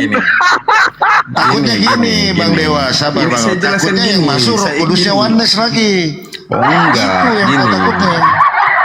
Gini, karena tertulis bahwa ketika Yesus tidak ada pergi, roh kebenaran itu akan datang. Roh kebenaran itu roh yang datang dari Bapa. Itu yang benar. Jadi roh itu akan selalu sama kita. Roh Kudus itu akan selalu sama kita. Dia selalu memberikan pencerahan. Ketika kita terpleset dalam membaca ayat, ya Roh Kudus akan membimbing. Begitu. Sudah pensiun, Bang Arom. Pensiun dari mana? Pensiun. Tanya Papi Ini Gembala. suruh pensiun. Iya. Kenapa nggak pensiun Ben Juma ini? Tapi Udah lama pun nggak begini pensiun-pensiunnya. Bang Dewa, tapi begini Bang Arom, Gurunda. Sebenarnya kalau Gurunda dapat muan di dalam Bible bahwa Kristus itu ada dua, dari kajian kami selama 6 tahun, Gurunda, ternyata Paulus juga ada dua. Ada dua juga Ada Paulus. 4. Nah, ini serius Bang, ini serius ya. Coba Ada kita lihat ya. 4. Ada dua Bang. Ini coba ya. Ada yang mengajarkan untuk menyembah Saya kepada panggil Budarni Sabar. nih nanti nih. Sabar. Ada yang mengajarkan menyembah kepada 3, ada juga yang 1. Ini dasarnya ini ada 2 Paulus. Paulus yang pertama, ini Paulus baik, 1 Korintus 8:6. One God, one Lord. Sama One God, dengan one Lord. ajaran Yesus. 17:3 kan Yohanes. Itu sama, ini Paulus baik. Nah, ada Paulus yang jahat juga di Galatia 3:13 Galatia. Paulus yang Kan baik itu baca di Roma 1 yang Bang. nulis. Itu kan Lain satu Bang, penulisnya. lain. Coba kita kaji ya. Roma 1:18 ini Paulus yang baik ini. Dia nggak membatalkan hukum Taurat ini. Hukuman Allah atas kefasikan dan kezaliman manusia. Ini Paulus baik. Paulus yang baik itu mengajarkan Bang jangan menyembah berhala di 25. Sebab orang Kristen menggantikan kebenaran Allah dengan dusta dan memuja dan menyembah makhluk dengan melupakan sang penciptanya yang harus dipuji selama-lamanya. Haleluya. Ini Paulus yang baik. Lalu Paulus yang baik itu Gurunda tidak membatalkan hukum Torah. Karena di ayat selanjutnya dikatakan di sini penuh dengan rupa-rupa kezoliman, kejahatan, keserakahan dan kebusukan, penuh dengan dengki, pembunuhan, perselisihan, tipu muslihat dan kefasikan. Mereka adalah pengumpat, pemfitnah, pembenci Elohim, kurang ajar, congkak, sombong, pandai dalam kejahatan, tidak taat kepada orang tua, tidak berakal, tidak setia, tidak penyayang, tidak mengenal belas kasihan. Kita lihat ini Paulus yang baik ini. Sebab walaupun mereka mengetahui tuntutan-tuntutan Elohim yang ada di atas, yaitu bahwa setiap orang yang melakukan hal-hal demikian patut dihukum metong. Tuh, ini Paulus yang baik. Ini yang mengikuti ajaran Yesus. Ini ada 2. Mereka bukan saja melakukan sendiri, tetapi mereka juga setuju dengan mereka yang dilakukannya. Haleluya. Ini Bang, ada 2 Paulus Gurunda. Ternyata Iya. ini Ngiri-ngiri sedap barang ini. Ya salam. jadi saya tertarik Gurunda kemarin kita bawa ayat ini kan. Bahkan di 2-3-nya dikatakan di sini, orang Kristen menggantikan kemuliaan Allah yang tidak kelihatan, Bang, yang ada di 20, yang tidak fana dengan gambaran yang mirip dengan manusia. Loh, siapa yang menggambarkan Tuhan itu seperti manusia? Kristen. Selesai barang ini di sini. Enggak digambarkan boleh, kita, Bang. Bang. Tidak Kita boleh. pernah menggambarkan itu. Loh, kejadian Memang sudah 126? ada. Kejadian Sudah ada 126? bentuknya. Ya memang Apa di situ? memang segambar dan serupa. Nah, lalu di 2-3 ini bagaimana? Orang Kristen menggantikan kemuliaan Allah kemuliaan yang tidak kelihatan, Bang, yang tidak fana dengan gambaran yang mirip manusia. Ya, Bukaryana, Tidak ya boleh. Bukaryana. Begitu, Gurunda. Jadi ada dua Paulus ya. Nggak tahu Kristen ini yang mana ini dia ikutin. Asyadu, malah madang mote. Madang.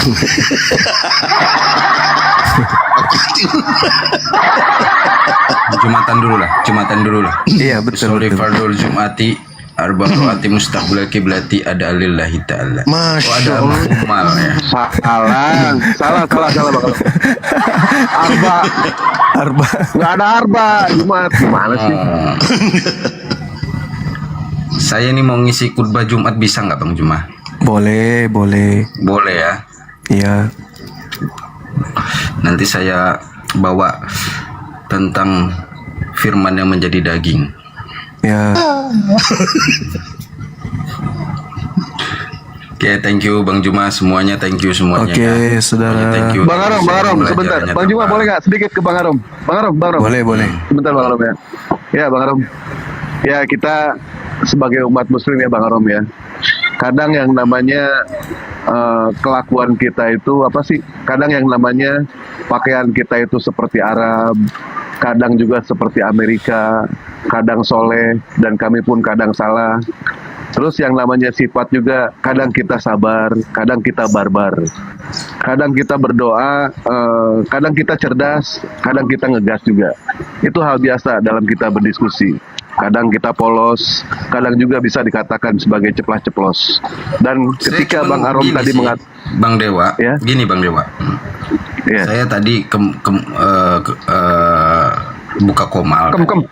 Kemudian ya ada yang naik lah, siapa namanya lupa saya kadang sedih ya, mereka yang pengetahuannya minim kemudian membawa buku-buku komik untuk dibacakan kemudian untuk diskusi itu apa ya? Sabar Bang Arom. Masa Bible dikatakan komik diralat, Bang? Bukan Bible. Oh iya. Padahal itu data ada di ayat ada datanya di ayat Al-Qur'an. Tapi dia pakainya buku komik untuk membahas Nabi Muhammad, kan aduh. Kadang gimana ya? Kenapa ya? Kelompok penista itu, Bang. Enggak sih, bukan menista sebenarnya. Bang Juma. Lalu? Bukan yang bawa menista gambar-gambar itu, bukan?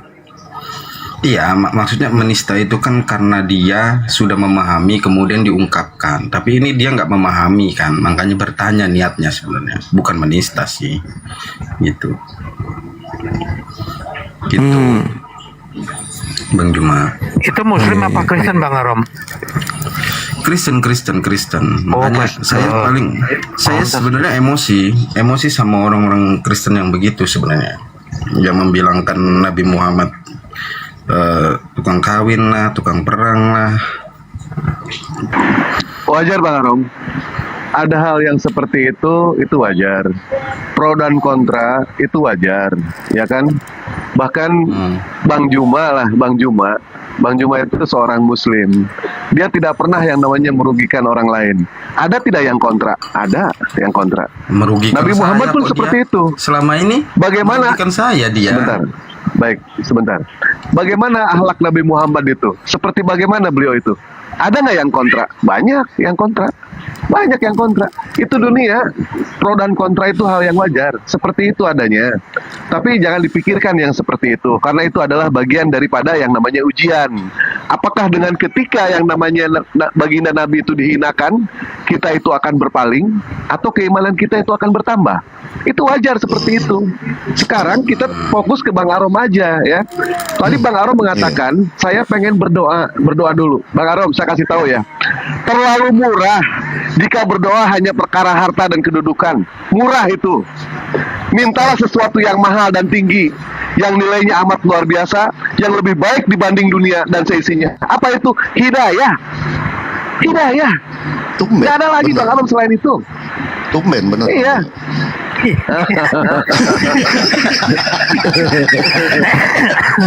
Bang Arom tahu nggak? Sampai Bang Dewa ini difitnah loh. Masa difitnah CEO menyamar jadi tukang sablon baju loh? Difitnah dia ini.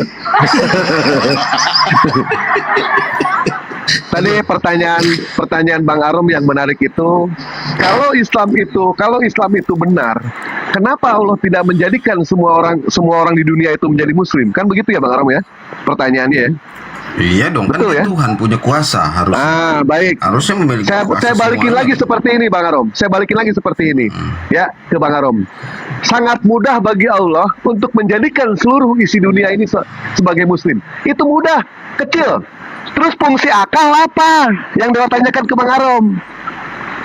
Kan Allah itu menciptakan manusia itu memiliki yang namanya akal. Untuk apa? Untuk meriset.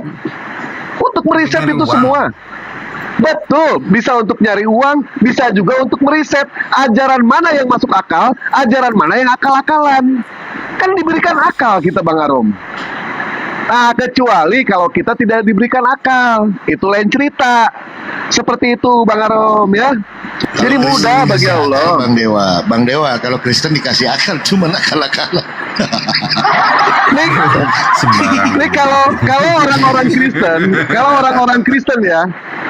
Kalau orang Kristen itu hidup di zaman Nabi Musa, Papi Gembala, Bang Juma, hidup di zaman Nabi Musa, mereka pasti jadi kaki tangannya Firaun semua itu. Yakin Dewa itu? Yakin? Enggak lah.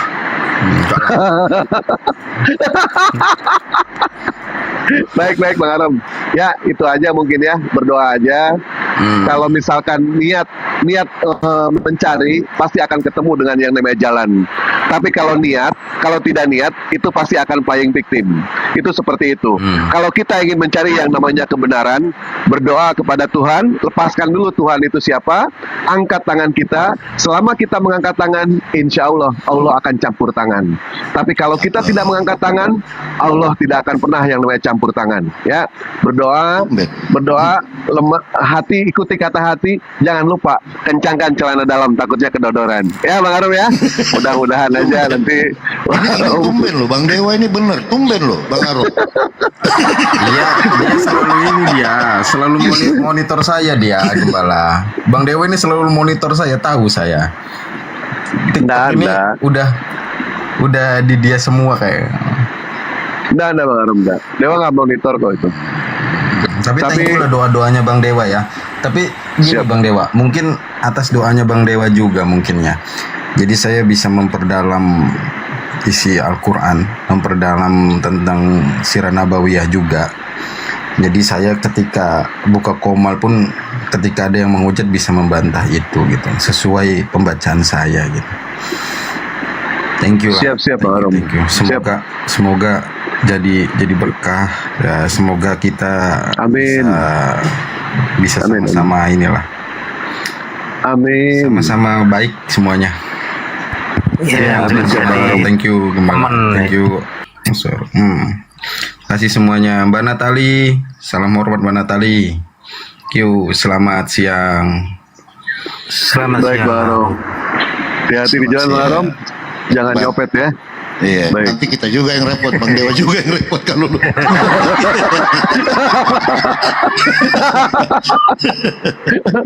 Bang Juma monitor nggak? Bang Juma? Jumatan, mau masuk Jumatan bakal kabar. Enggak, ini sebenarnya mesti Dewa sampai. Bang Juma, Bang? Mandi udah tuh, beliau tuh udah mau Jumatan. Ini kalau nelpon beliau, buset nggak mau diganggu kayak bapak-bapak lagi karaokean. Ya, kayak om lagi karaokean, nggak mau diganggu. Bang Zuma aja difitnah loh Bang Dewa kemarin. Masa di CEO menyamar jadi apologet? Difitnah.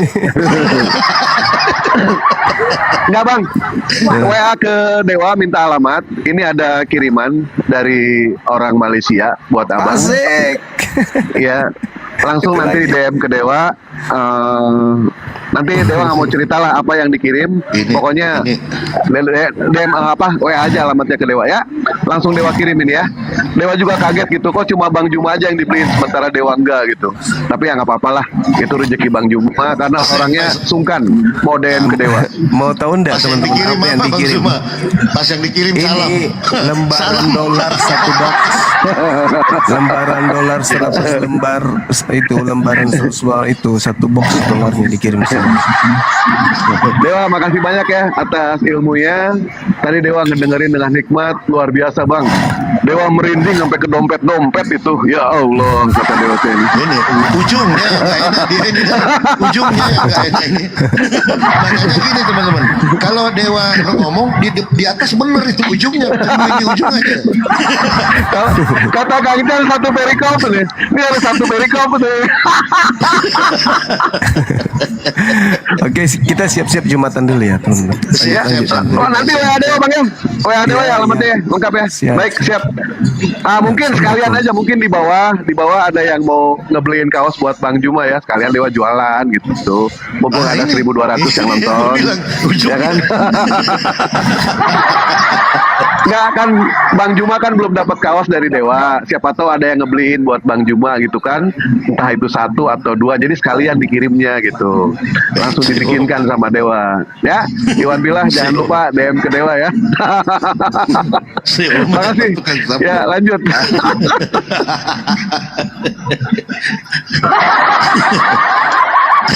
Oke, makasih Pak. Barakallah Kikoket, terima kasih. Kirain saya, sorry. Kaget. Ya, Masya Allah. Oke, untuk teman-teman di bawah ya, Jumat berkah ya. Mudah-mudahan apa yang kita dapatkan hari ini dan yang kemarin-kemarin semoga menjadi berkah semua dah. Yang udah ngirim-ngirim, Masya Allah ya. Yang gak ngirim-ngirim juga dapat berkah ya. Masya Allah. Mantap benar Gurunda ya, pemaparan itu sangat enak gitu ya. Kalau mau aja membuka hati kurang apa ya, Bang Dewa ya, Bang Ansor ya. Iya. Ini ada tamu tapi kok berisik banget kayaknya. Bang siapa? Johana.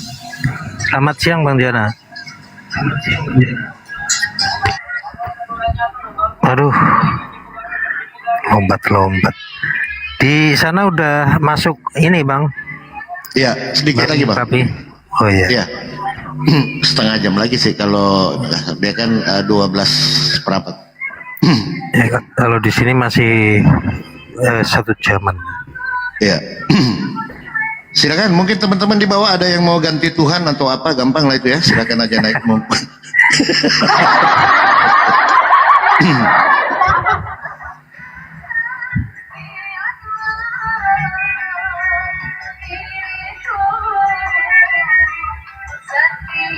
Sekali turun ini tadi ada 3 langsung, sekali turun 3 langsung. Bang Ansor tuh lihat tuh Melayu tuh udah dapat diam aja tuh. Itu kayak Dewa itu Bang, itu Melayu. Males nih saya itulah malasnya saya sama Melayu, Bang. Kalau udah 1 koma kan sudah males ngomong itu.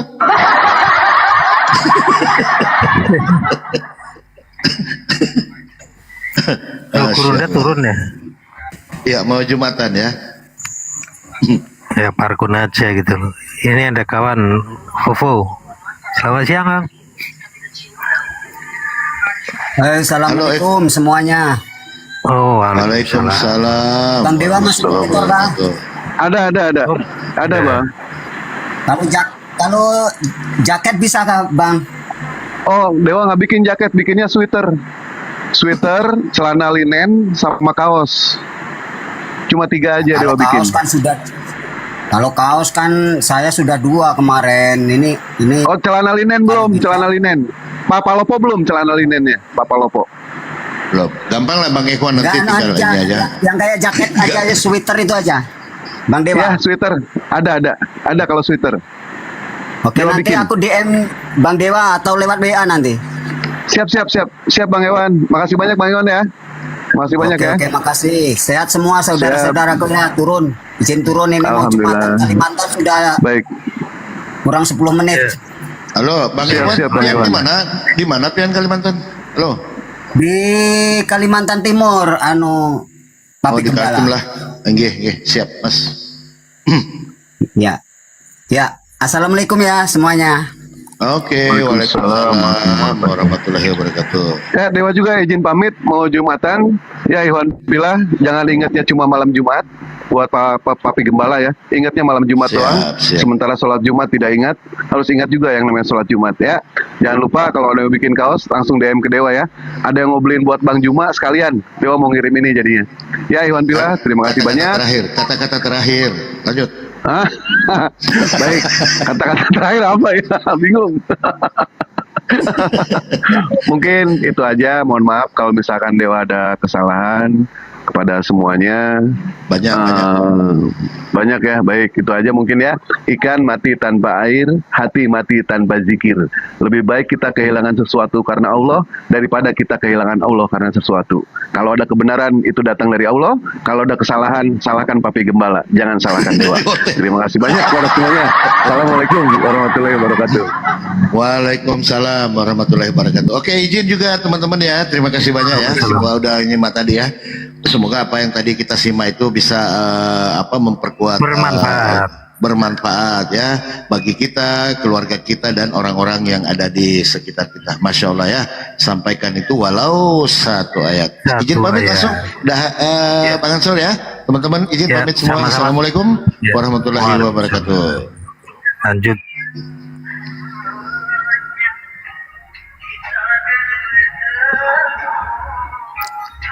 Masih ada waktu, Mbak Natali masih on.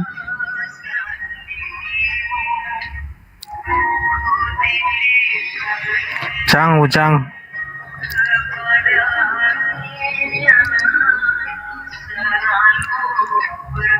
Baca, tunggu aja ya. Standby. Lanjut Bang, saya Bang. Jelek jaringan kode saya Bang. Lanjut. Oh, iya. Naikkan aja. Bang Karol, selamat siang Bang Karol. Selamat siang. Ada Bang Carol. Iya. Ayo Bang Karol tuh ada Mbak Natali. Lanjut. Ada siapa? Ada siapa? Ada di mana? Ada Mbak Natali saya tuh? di sini, Bang.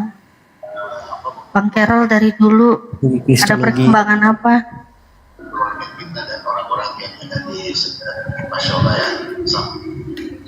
Wah, ada turun.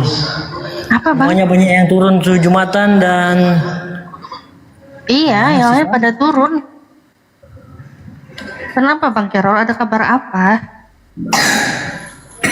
Udah lama nggak berantem sesama Kristen?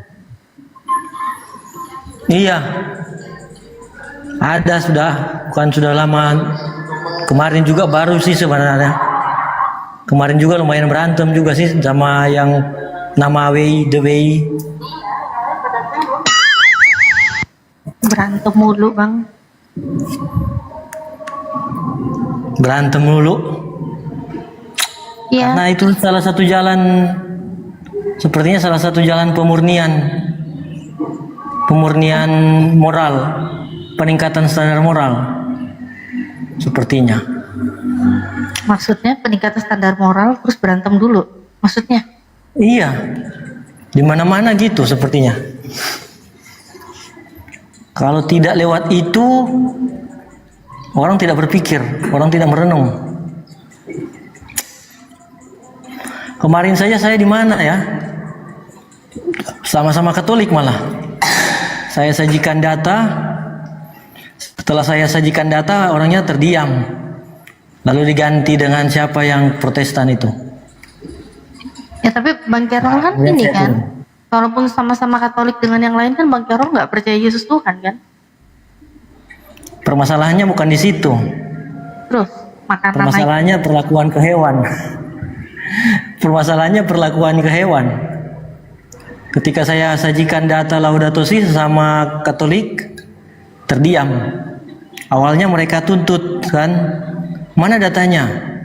Mana datanya sampai kamu tidak konsumsi B2 dan lain-lain? Saya tunjukkan artikel 92 ensiklik Laudato Si. Tiap bentuk kekejaman terhadap makhluk apapun bertentangan dengan martabat manusia. Saya tunjukkan teksnya. Nah, terdiamlah mereka. Bang, tapi bentar Bang. Ke hewan, ke segala macam gitu ya. Ini Bang Carol kenapa nggak bahas yang Bang Carol itu kan tahu Yesus bukan Tuhan kan? Ya, karena saya melihat orang bertuhankan siapa, dasarnya ya tidak terlalu banyak mempengaruhi penerapannya dalam kehidupan sehari-hari dalam bentuk standar moral dan praktik hidup nyata. Sebenarnya kita lihat dari Tuhannya dulu benar apa enggak. Setelah Tuhannya benar apa enggak, apa yang diatur Tuhan. Pada ujung-ujungnya mirip saja semuanya. Dalam praktik hidupnya sama aja. Oh, ini berarti ngomonginnya ngomong personal kalau praktek hidup. Yang namanya personal, praktek hidup itu nggak bisa dijadikan acuan kebenaran. Karena acuan kebenaran itu adalah sesuatu yang datang dari Tuhan. Perintahnya itu dari Tuhan. Apapun juga. Benar apa enggak? Iya, dan perintahnya sama, maksudnya standarnya sama dalam dasarnya kan sama ketuhanannya. Mana ada sama? Katakanlah berbeda-beda, beda-beda berapa? Beda-beda dikit. Dibilang samanya Maksudnya sama beda-beda gimana? dikit, Beda ada yang jauh, tauhid, bukan beda dikit. ada yang tauhid, ada yang tritunggal, ada yang oneness, ada yang unitarian, ada yang triteus, ada yang panteis. Itu namanya nggak beda-beda dikit, beda banyak. Dalam prakteknya sama semuanya. Apanya dalam prakteknya nggak bisa kelihatan itu, nggak kelihatan bedanya. Semuanya Tuhannya jatuh ke perutnya. Tuhannya jatuh ke perutnya ini kelirunya di sini mindsetnya. Kalau kita tahu menemukan Tuhan yang benar, aturan ketetapan yang Tuhan berikan, nah itu ya udah diikutin. Makanya dicari tahu dulu, ini kenapa sih kok bisa beda-beda? Di Kristen aja ada beda-beda. Nih kayak Bang Carol, sesama Katolik aja tadi barusan cerita berantem. Katanya masalah ketuhanan, masalah Tidak berantem saya tidak berantem dengan Tritunggal, dengan oneness saya tidak berantem. Tuh ujung-ujungnya kelihatannya kan di lapangan apa yang diperbuat. Ujung-ujungnya ada kemiripan. Ya ini ke personal. Kalau semua orang akan mengurusi personal, maka agama di muka bumi ini pasti dihapus. Kalau ngeliatin dari personal. Tapi kalau ngeliatin dari benar-benar agama, terpenting di situ kan moralitasnya sampai di mana kan? Dan agama itu adalah jalan. Agama itu adalah satu jalan untuk moralitas yang luhur. Justru moral itu bisa dikoreksi kalau orang itu punya acuan agamanya apa? Kayak di Islam, acuannya di mana pedoman hidupnya Allah menurunkan Al-Quran. Ya kita lihat di situ Al-Quran. Bagaimana tentang kemoralan di dalam Al-Quran? Tuh semuanya teratur. Bahkan untuk menikah aja pun diatur. Siapa yang boleh dinikahi, siapa yang tidak boleh dinikahi, itu ada aturan. Itu akan membuat moral kita menjadi lebih baik. Tapi coba kayak kita bandingkan di dalam Bible. Apakah di situ ada aturan siapa yang boleh dinikahi, siapa yang tidak boleh dinikahi? Apakah itu ada? Di saat orang mau hanya sekedar ini moral, sedangkan acuan kemoralannya itu dari mana, berlandaskan apa? Kalau hanya bisa dilihat personal, gimana bisa menilai itu dia bermoral apa tidak? Sedangkan acuan kebenaran, moral yang benar dengan moral yang rusak, kita nggak bisa bedain. Itu baru contoh sedikit. Jadi kalau mau ngomongin moral, kita lihat dulu akar moral itu kita bisa koreksi dari mana. Bisa kita lihat moral itu baik atau buruk, kita koreksi dari mana. Harus ada. Cari dulu Tuhannya. Tuhan yang benar mana? Jangan ke personal. personal orang melenceng sana, melenceng sini. Jangan salahkan agamanya kalau itu, salahkan personalnya. Memang saya tidak menyalahkan agama. Iya, Saya menyalahkan makanya. personal yang nggak nyampe dalam perhitungannya akan standar moral. Nah, kalau kamu bilang standar moral yang kamu bikin itu dari mana standarnya? Pedomannya dari mana? Dari mana saja silakan. Nah, ini nggak jelas. Abu-abu. Ada yang Islam. Ya ini abu-abu mencampur adukan. Saya bukan abu-abu. Iya. Saya warna-warni. Iya warna-warni. Bukan abu-abu lagi, udah warna-warni. Anda dan Kristen lainnya hitam putih. Penuh warna ya kamu ya. Semua diambil yang sesuai kamu inginkan. Iya. Kamu nggak suka kamu buang. Saya bukan kaum pelangi. Iya. Warna-warni saya bukan kaum pelangi. Iya. Aku nggak tahu. Aku lagi. Nah, gini, jadi memang abang ini ngambil yang menurut abang itu sesuai dengan pikiran sendiri. Jadi abang ini mau ngatur hidup abang sesuai apa yang abang pikirkan. Mana yang baik, udah itu. Menurut pikiran aja sendiri, menurut prasangka sendiri. Menurut prasangka, katanya dari mana-mana aja bisa. Dari mana-mana aja bisa ya, seenakmu aja. Kamu ngaku Katolik, dari Bible menurutmu baik, kamu ambil. Kamu ngelihat Islam di Al-Quran, menurutmu ada yang baik, kamu ambil. Begitu kamu lagi lihat di tempat lain, jangan-jangan Saya pelintir. Daripada saya pelintir yang baik, sudah jelas-jelas baik, sudah bisa-bisa baik ya, sudah bisa baik, sudah bisa luhur, jadi pelintir. Mending saya open minded dan positive thinking. Oke. Kamu yang baik kamu ambil, mana yang baik kamu ambil. Lalu kalau yang menurutmu di dalam Bible-mu sendiri, itu kamu ambil semua atau ada yang kamu buang? Makanya kan ada magisterium. Nah, kan Makanya kan ada magisterium, kan. Di Bible-mu ini, coba aku tanya. Makanya dalam magisterium salah satunya ada yang sampai pada artikel Laudato Si. Enggak, aku tanya lo, pertanyaanku simpel lo, Manusia. Aku nanyanya simpel. Kamu kan Katolik. Nah, dari Katolik ada 73 kitab ya kan? Nah, itu yang kamu ambil semuanya, keseluruhannya mau kamu ambil atau ada bagian yang kamu buang, yang kamu nggak mau ambil? Ya itu kan balik lagi ke magisterium kan harusnya akhirnya. Ya baiklah, terserahlah mau ke magisterium, mau ke mages lah, magistrata, mau apalah ya. Yang aku tanya, kamu mau pakai di magisterium saja sudah menuliskan setiap bentuk kekejaman terhadap makhluk apapun. Nah itu semua itu pun juga belum. Oke. Belum sampai Saat semuanya Anda mengklaim semua harus dikembalikan ke magisterium. Di saat Anda mengatakan semua harus dikembalikan ke magisterium, oke, pertanggungjawabkan narasi Anda. Apakah di saat dikembalikan ke magisterium, seluruh kitab Bible Katolik itu bisa dipakai semua atau ada yang Anda buang? Nah, mana juga yang harus dibuang? Baik, diambil semua ya. Mana juga yang harus dibuang?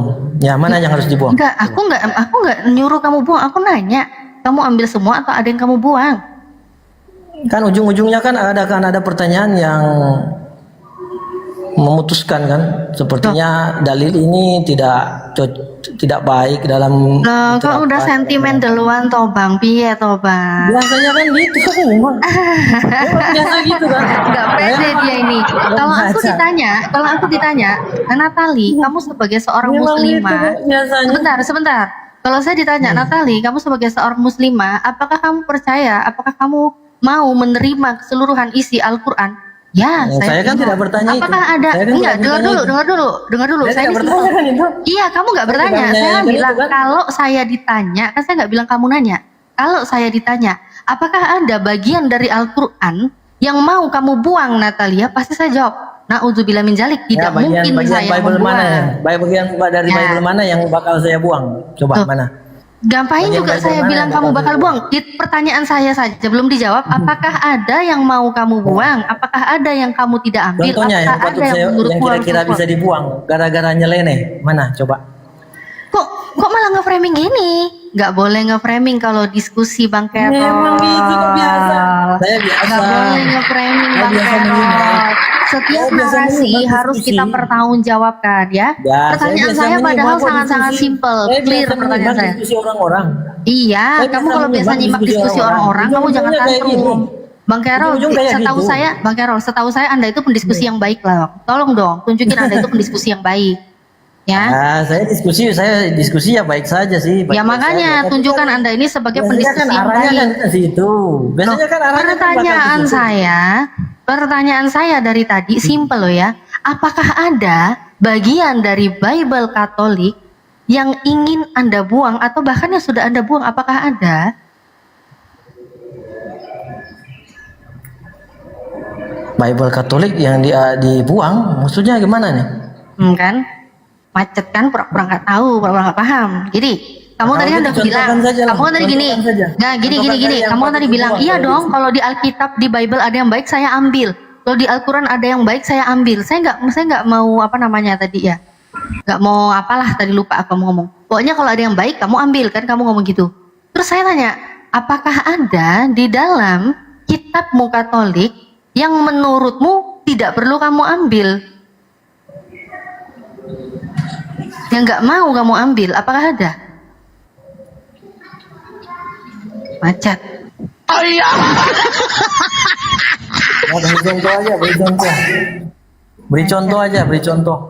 Loh, saya itu gini ya, keseluruhan Bang. Keseluruhan. Contoh. Kan kitab Katolik ada perjanjian lama, 46 kitab, perjanjian baru ya, 27 kitab.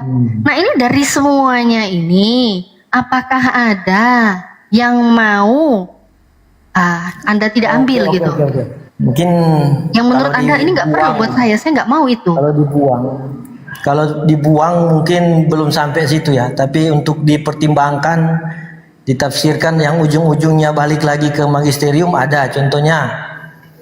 Contohnya Kisah Para Rasul 10 ayat 13. Nah di situ tertulis, Petrus mendengar ada seruan, ada suara kepada Petrus, sembelilah dan makanlah. Sembelilah dan makanlah. Jadi hanya dua itu. Tidak ada sebelum makan, sebelum sembelih. Sebelum sembelih belum, tidak ada data, pertimbangan, info. Sebelum sembelih itu apa? Yang ternyata sebelum sembelih itu prosesnya kompleks dan ujung-ujungnya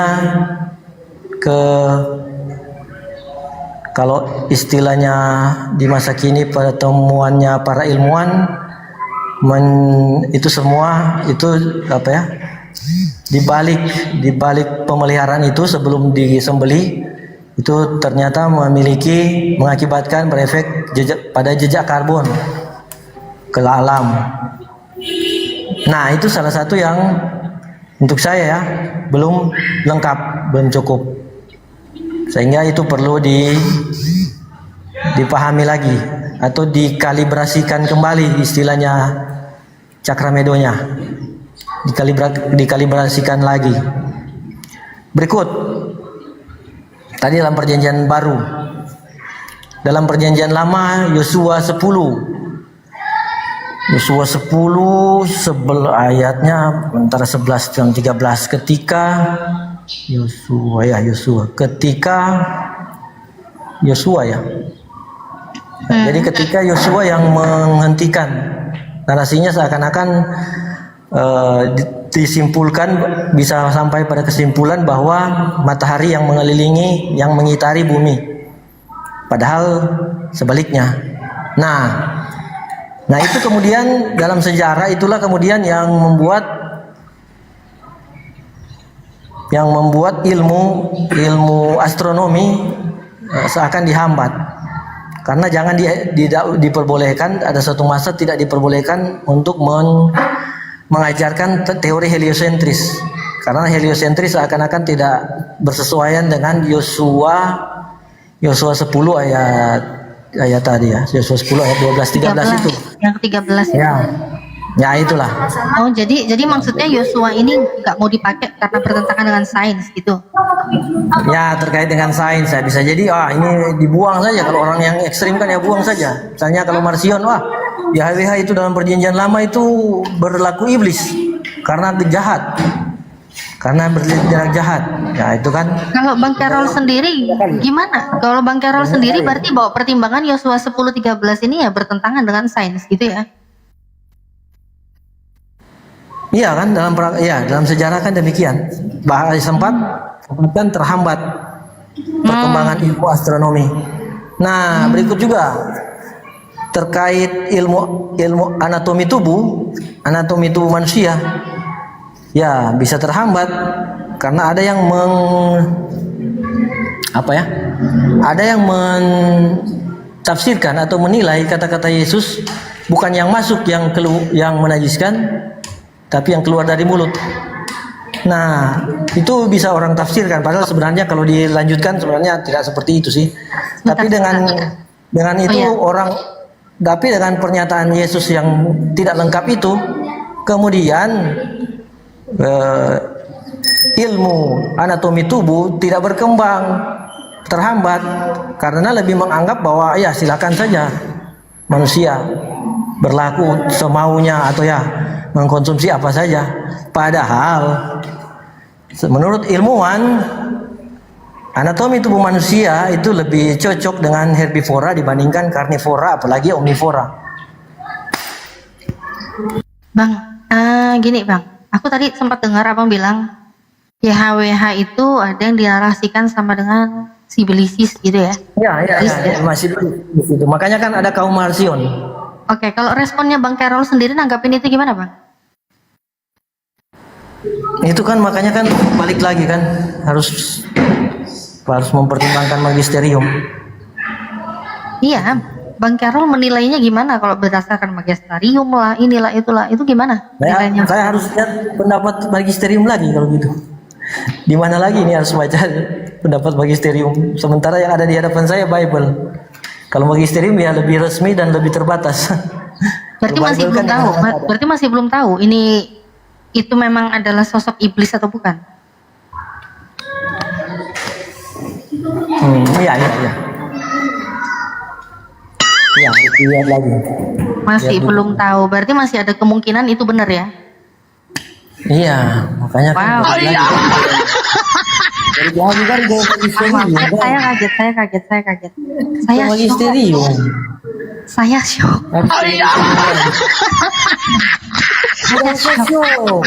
Tidak perlu syok kok. Anda kan Islam. Iya. Anda kan Islam tidak perlu syok lah. Lihat gini. standar moral gini. Enggak, sebenarnya gini ya. Kenapa sih saya bilang syok ya? Kalau orang menilai suatu keyakinan yang dia imani itu benar, pasti secara nalurinya, secara hatinya, pasti dia mengimani sosok Tuhan ya Tuhan. Nggak mungkin ada kemungkinan Tuhan itu adalah iblis, Tuhan itu adalah sesama sosok dengan iblis, itu nggak mungkin gitu loh. Tapi kalau ada sampai kemungkinan ya sosok Tuhan ya itu bisa dimungkinkan kemungkinan itu bisa iblis bisa tidak, itu ngeri juga gitu loh. Kaget dong, ya kaget lah. Masa nggak kaget? Kaget lah. Tapi memang kalau kita ngelihat narasi-narasi dari Bible ya, dari perjanjian lama memang banyak yang ngeri-ngeri juga gitu kan. Kayak narasi-narasi 1 Samuel 15:3 ya kan. Bun-bun lah laki-laki dan perempuan, bahkan anak-anak bayi ya. Itu kan kayak genosida ya, kayak ya. Saya nggak berani menyimpulkan. Tapi kalau kita lihat dari sini kok mirip banget ya. Mirip banget kemiripannya dengan genosida, kan kayak pembantaian massal. Diperkuat lagi Ulangan 20:16-17 itu, jangan dibiarkan yang hidup itu bernafas. Ngeri gitu. Bahkan Yeskiel 14:9 ya. Akulah Tuhan yang telah menipu nabi. Wih, Tuhan nipu nabi. Ini ngeri juga gitu loh ya. Ngeri memang kalau saya lihat di situ. Tapi kalau untuk penilaian ada yang bagi yang mengimani, bahkan dari Bang Carol sendiri kan Katolik, dia belum bisa memutuskan ya kan, dia nggak berani mengklaim juga, tapi dia bilang ada kemungkinan juga itu iblis gitu. Ya ngeri sih, ngeri juga gitu.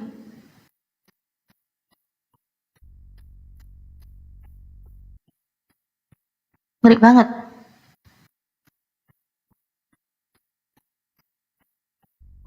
Jadi ini termasuk, oh iya, kayak moral tadi ya Bang.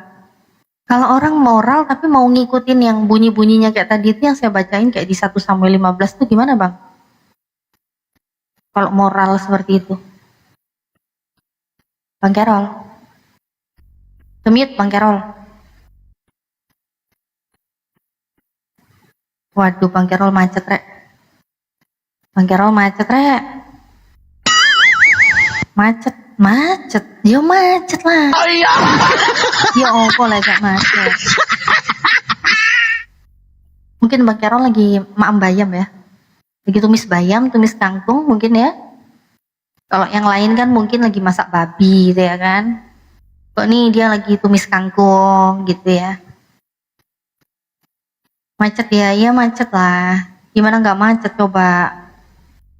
Jadi saya heran ya, di sini saya sangat bersyukur ya, semakin diskusi dengan teman-teman yang Kristen, diskusi ya dengan Bang Carol yang dari Katolik sendiri. Di sini saya semakin menyadari bahwa saya beruntung sebagai orang yang meninggalkan kekafiran, kemudian masuk ke dalam agama Islam, agama yang benar, agama keselamatan, agama yang lurus. Ya, karena memang agama yang diridhoi Allah itu adalah Islam, dan Allah berjanji, Allah mengklaim ya, memang Al-Quran itu adalah kitab suci yang terjaga. Allah sendiri yang menjaganya, Allah yang menurunkan, Allah juga yang menjaga Al-Quran. Di dalam surat Al-Hijr ya, ayat 9 ya. Jadi memang seperti itu bedanya. Beda banget.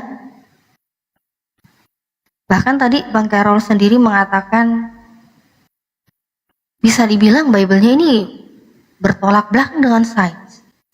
Bahkan ada soal tentang makanan ya. Terus ada juga tentang perkataan Yesus. Katanya ini masih nggak lengkap ini seperti ini masih belum jelas, ini belum lengkap ini. Ini parah gitu loh. Suatu panduan untuk pedoman hidup, tapi ternyata itu membawa ketidakjelasan. Bagaimana hidup kita ini bisa jelas? Bagaimana kita ini bisa mendapatkan keselamatan di dunia dan di akhirat kalau sendiri punya pedoman hidup itu nggak jelas? Ini yang bedanya di Al-Quran. Beda jauh. Al-Quran, kalau orang-orang kan sering bilang gini ya, para kafir-kafir ya, sering bilang gini, ayo tunjukkan, ini namanya siapa, ini di mana di Al-Quran. Dia kira Al-Quran itu lengkap itu sesuai dengan keinginan, nafsu, dan birahi mereka gitu ya.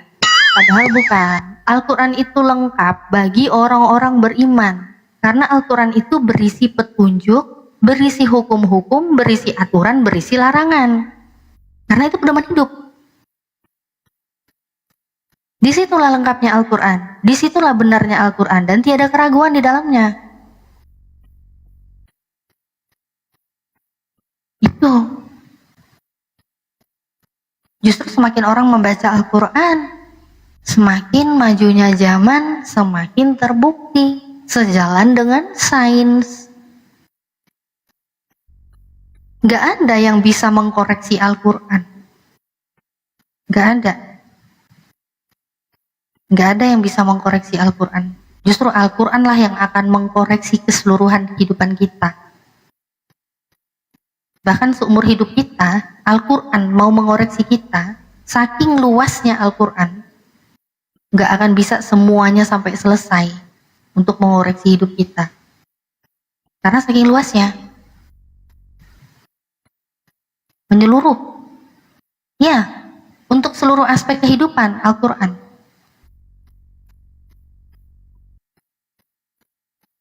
Jadi bagaimana Kristen-Kristen di bawah ini yang mendengar diskusi? Ada yang keberatan dengan narasinya Bang Carol, silakan naik. Silakan bantah. Atau ada yang nggak suka dengan narasi saya, silakan naik, silakan bantah. Buktikan.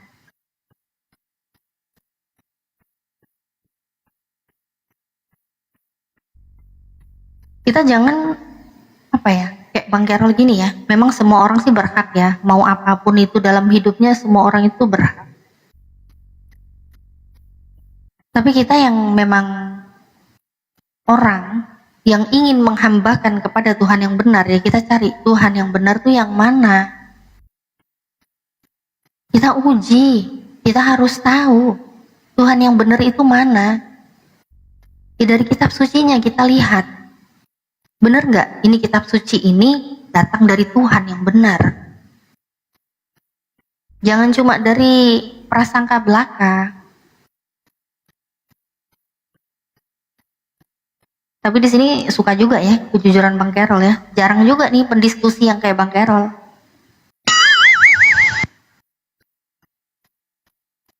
Dia ragu sama isi dari Bible-nya. Dia ragu, ya dia bilang belum bisa memutuskan. Ada yang harus dipertimbangkan. Masih ada yang belum lengkap. Dia jujur.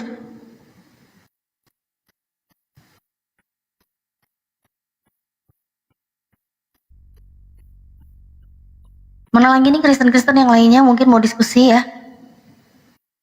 Ini belum kayak yang au-au nih ditanyain Bang Carol nih. Kalau ditanyain yang au-au lagi mau kayak mana itu Bang Carol itu ya.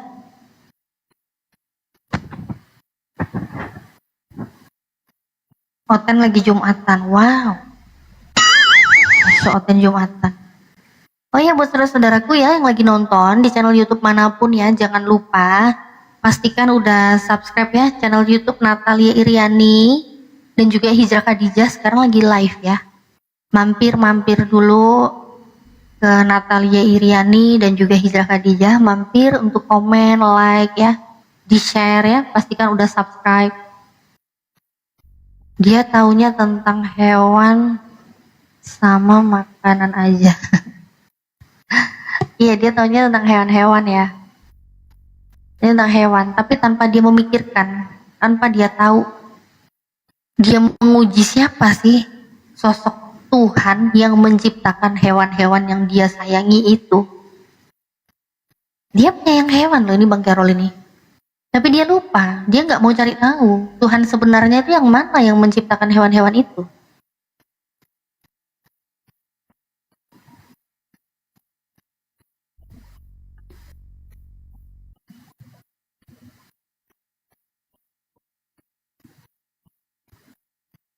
Ayo silahkan buat teman-teman Kristen yang mau diskusi ya, silahkan naik ya. Sini ada Bang Carol juga yang siap menginjili kalian. Kalau kalian mau diskusi sesama Kristen ya, ada Bang Carol di sini. Karena dia macet sekarang, lagi macet ya. Apa keselak bayam mungkin ya, selak toge.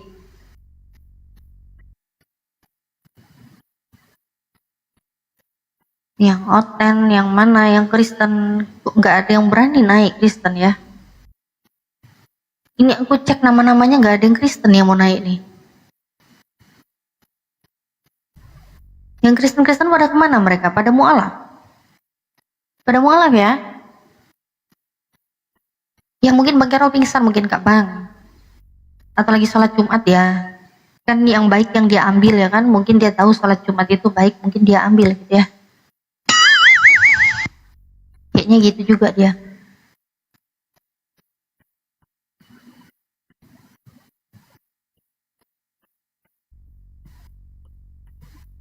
Sutris lele asal mau belajar kitab suci, setiap kitab suci insya Allah ketemu jalan yang benar. Betul, betul. Ya kebanyakan ya. Kita lihat debater-debater yang mualaf, rata-rata kemualafan mereka itu berawalnya mereka semakin mempelajari kitab sucinya yang lama. Ketemu jalan yang benar.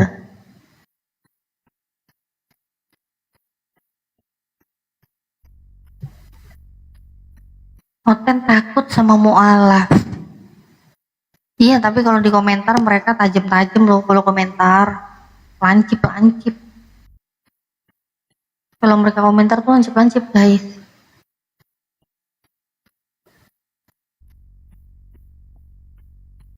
Bang Carol, ayo Bang Carol bicara, jangan diem aja. Aduh, nggak tanggung jawab aku kalau Bang Carol udah semaput ini.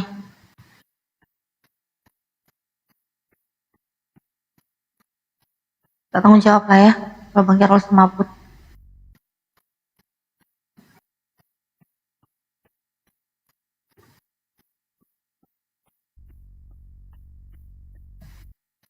yang lain mana nih yang mau diskusi, kita bahas apa ini? Kita bahas apa ini ya? Kita bahas apa enaknya nih, guys?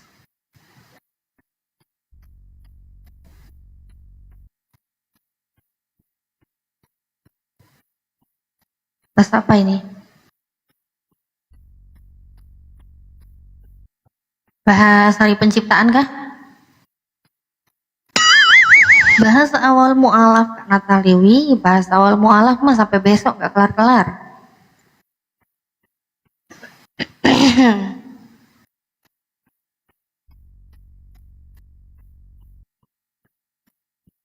Tapi juga saya heran ya, kenapa ya? Kristen-Kristen ini kok pede banget ya, dia tuh ngambil perjanjian lama gitu kan. Diambil, jadikan bendelan, kitab suci katanya kan. Kok pede ya? Padahal kan dilihat beda jauh gitu loh. Dengan imannya mereka tuh beda jauh. Perjanjian lama mana ada ngajari Tuhan jadi manusia. Walaupun perjanjian baru juga nggak ada sih. Dan baru adanya firman jadi manusia, bukan Tuhan. Terus Tuhan juga, nama Tuhan ya beda jauh loh di perjanjian lama sama yang mereka imani. Gak ada satu nabi pun di perjanjian lama yang mengimani Yesus sebagai Tuhan.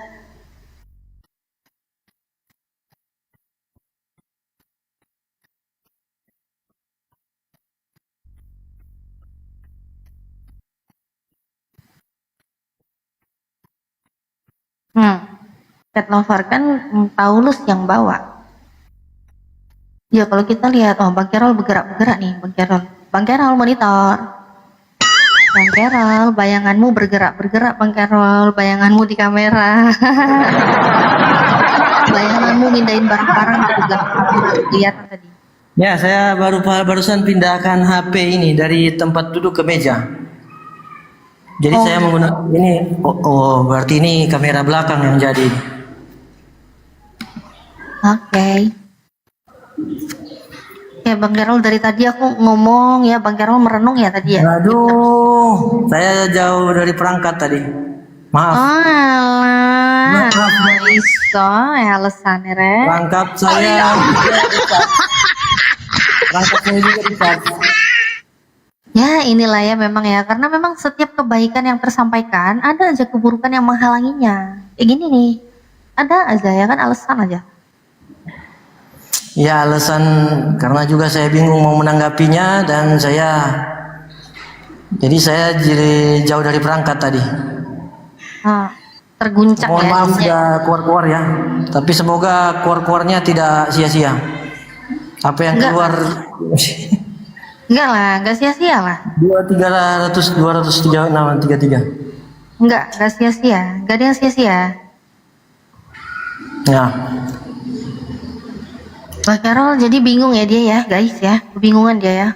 Terguncang. Ya bingung kalau ditanya-tanya bingung, tapi kalau menjalankan yang sudah suatu prinsip yang saya yang saya terima ya tidak bingung juga sih. Saya cuma bingung dengan pertanyaan-pertanyaan yang sepertinya aneh-aneh untuk saya. Bukan menjadi radar saya waktu itu. Untuk saat ini ya. Pertanyaan-pertanyaan demikian bukan jadi radar saya. Terlalu metafisik lah pertanyaan-pertanyaan gitu untuk saya. Metafisik.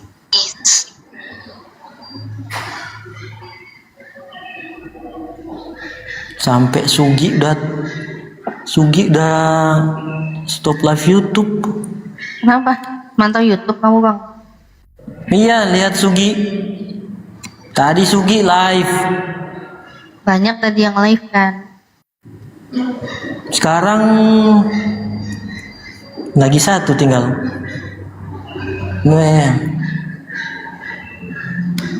Tapi gini ya, kalau kita mau lihat ya, kenapa sih kok mereka ini, Bang Carol dan golongannya itu kenapa sih kok beda-beda sih mereka ya? Pemahamannya, prinsip untuk kehidupannya gitu kan, nafsirin yang ada di Bible-nya gitu kok beda-beda. Ya memang yang mereka lakukan itu memang perintah manusia. Bang Carol sendiri aja juga yang dia lakukan perintah manusia. Manusia siapa? Ya dirinya dia sendiri itu, Bang Carol. Dia memerintahkan dirinya sendiri untuk begini, untuk begitu, untuk begini, begitu. Nggak ada acuan yang dia pakai untuk ngatur hidupnya. Benar kayak yang Yesus ngomong, Matius 15:9. Percuma mereka beribadah kepadaku, sedangkan ajaran yang mereka ajarkan ialah perintah manusia. Ya, perintah manusia.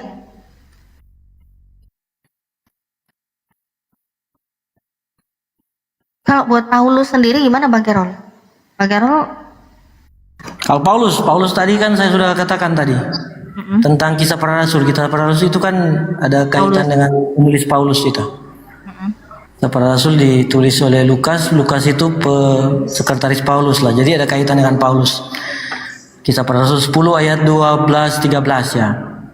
Ada juga kisah para rasul, bukan kisah para rasul. Sekarang tulisan Paulus sendiri memang. 1 Korintus 8 ayat 8. 1 Korintus 8 ayat 8 ini sepertinya sanggahan pada praktik hidup kami. Sepertinya apa yang kami jalankan bertentangan dengan 1 Korintus 8 ayat 8. Tapi ketika berjalan lanjut, baca lebih lanjut, 1 Korintus 8 ayat 13 malah mendukung praktik hidup kami. Jadi untuk tokoh Paulus ini ya memang walaupun Dehen Waruwu sudah istilahnya mungkin membidatkan Paulus. Kalau saya Paulus bolehlah tokoh netral lah.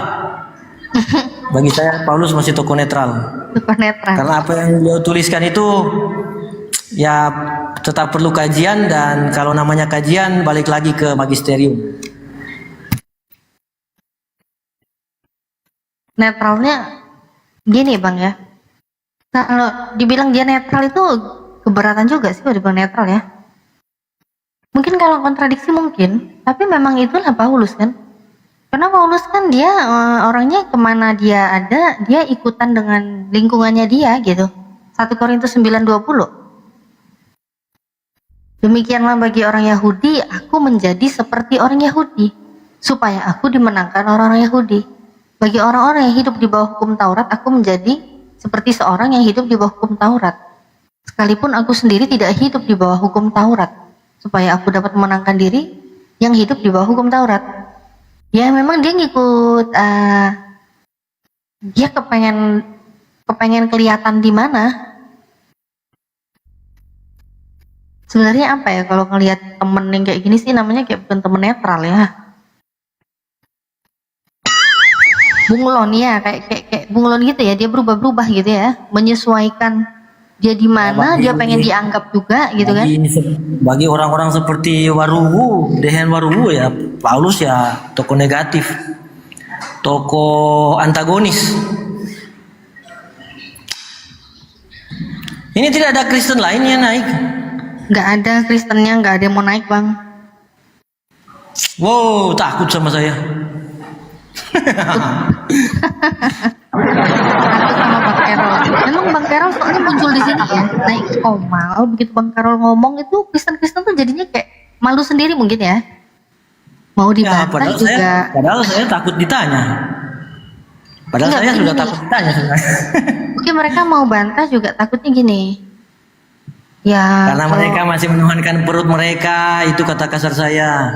Mereka melanggar Filipi 3 ayat 19, Matius 15 ayat 17 sampai 19. Itu kata kasar saya. Mereka bingung bagaimana menerapkan Markus 16 ayat 15. Gitulah. Tuh Kristen-Kristen dengerin tuh di bawah tuh, yang Kristen naik. Memangnya ada?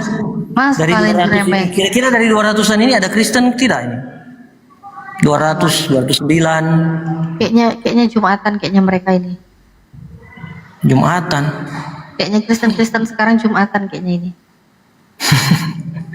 Saya pernah naik di tempat di Komal Ibu Karyana, ditanya sama pakai nama Angel, laki-laki. Kapan saya beribadah? kapan saya beribadah? Apakah Jumat, Sabtu atau Minggu? Di situ ada Pak Dani. Lalu saya katakan, oh saya berada setiap hari. Kalau saya berkuar-kuar tentang vegan di TikTok, itu saya beribadah. Dan lain-lain saya katakan saya beribadah. Lalu Pak Dani menambahkan, apa yang saya katakan, apa yang saya praktikkan itu praktik Islam, kata Pak Dani. Pak Dani sebut saya yang saya mempraktikkan prinsip Islam. Saya katakan ya oke.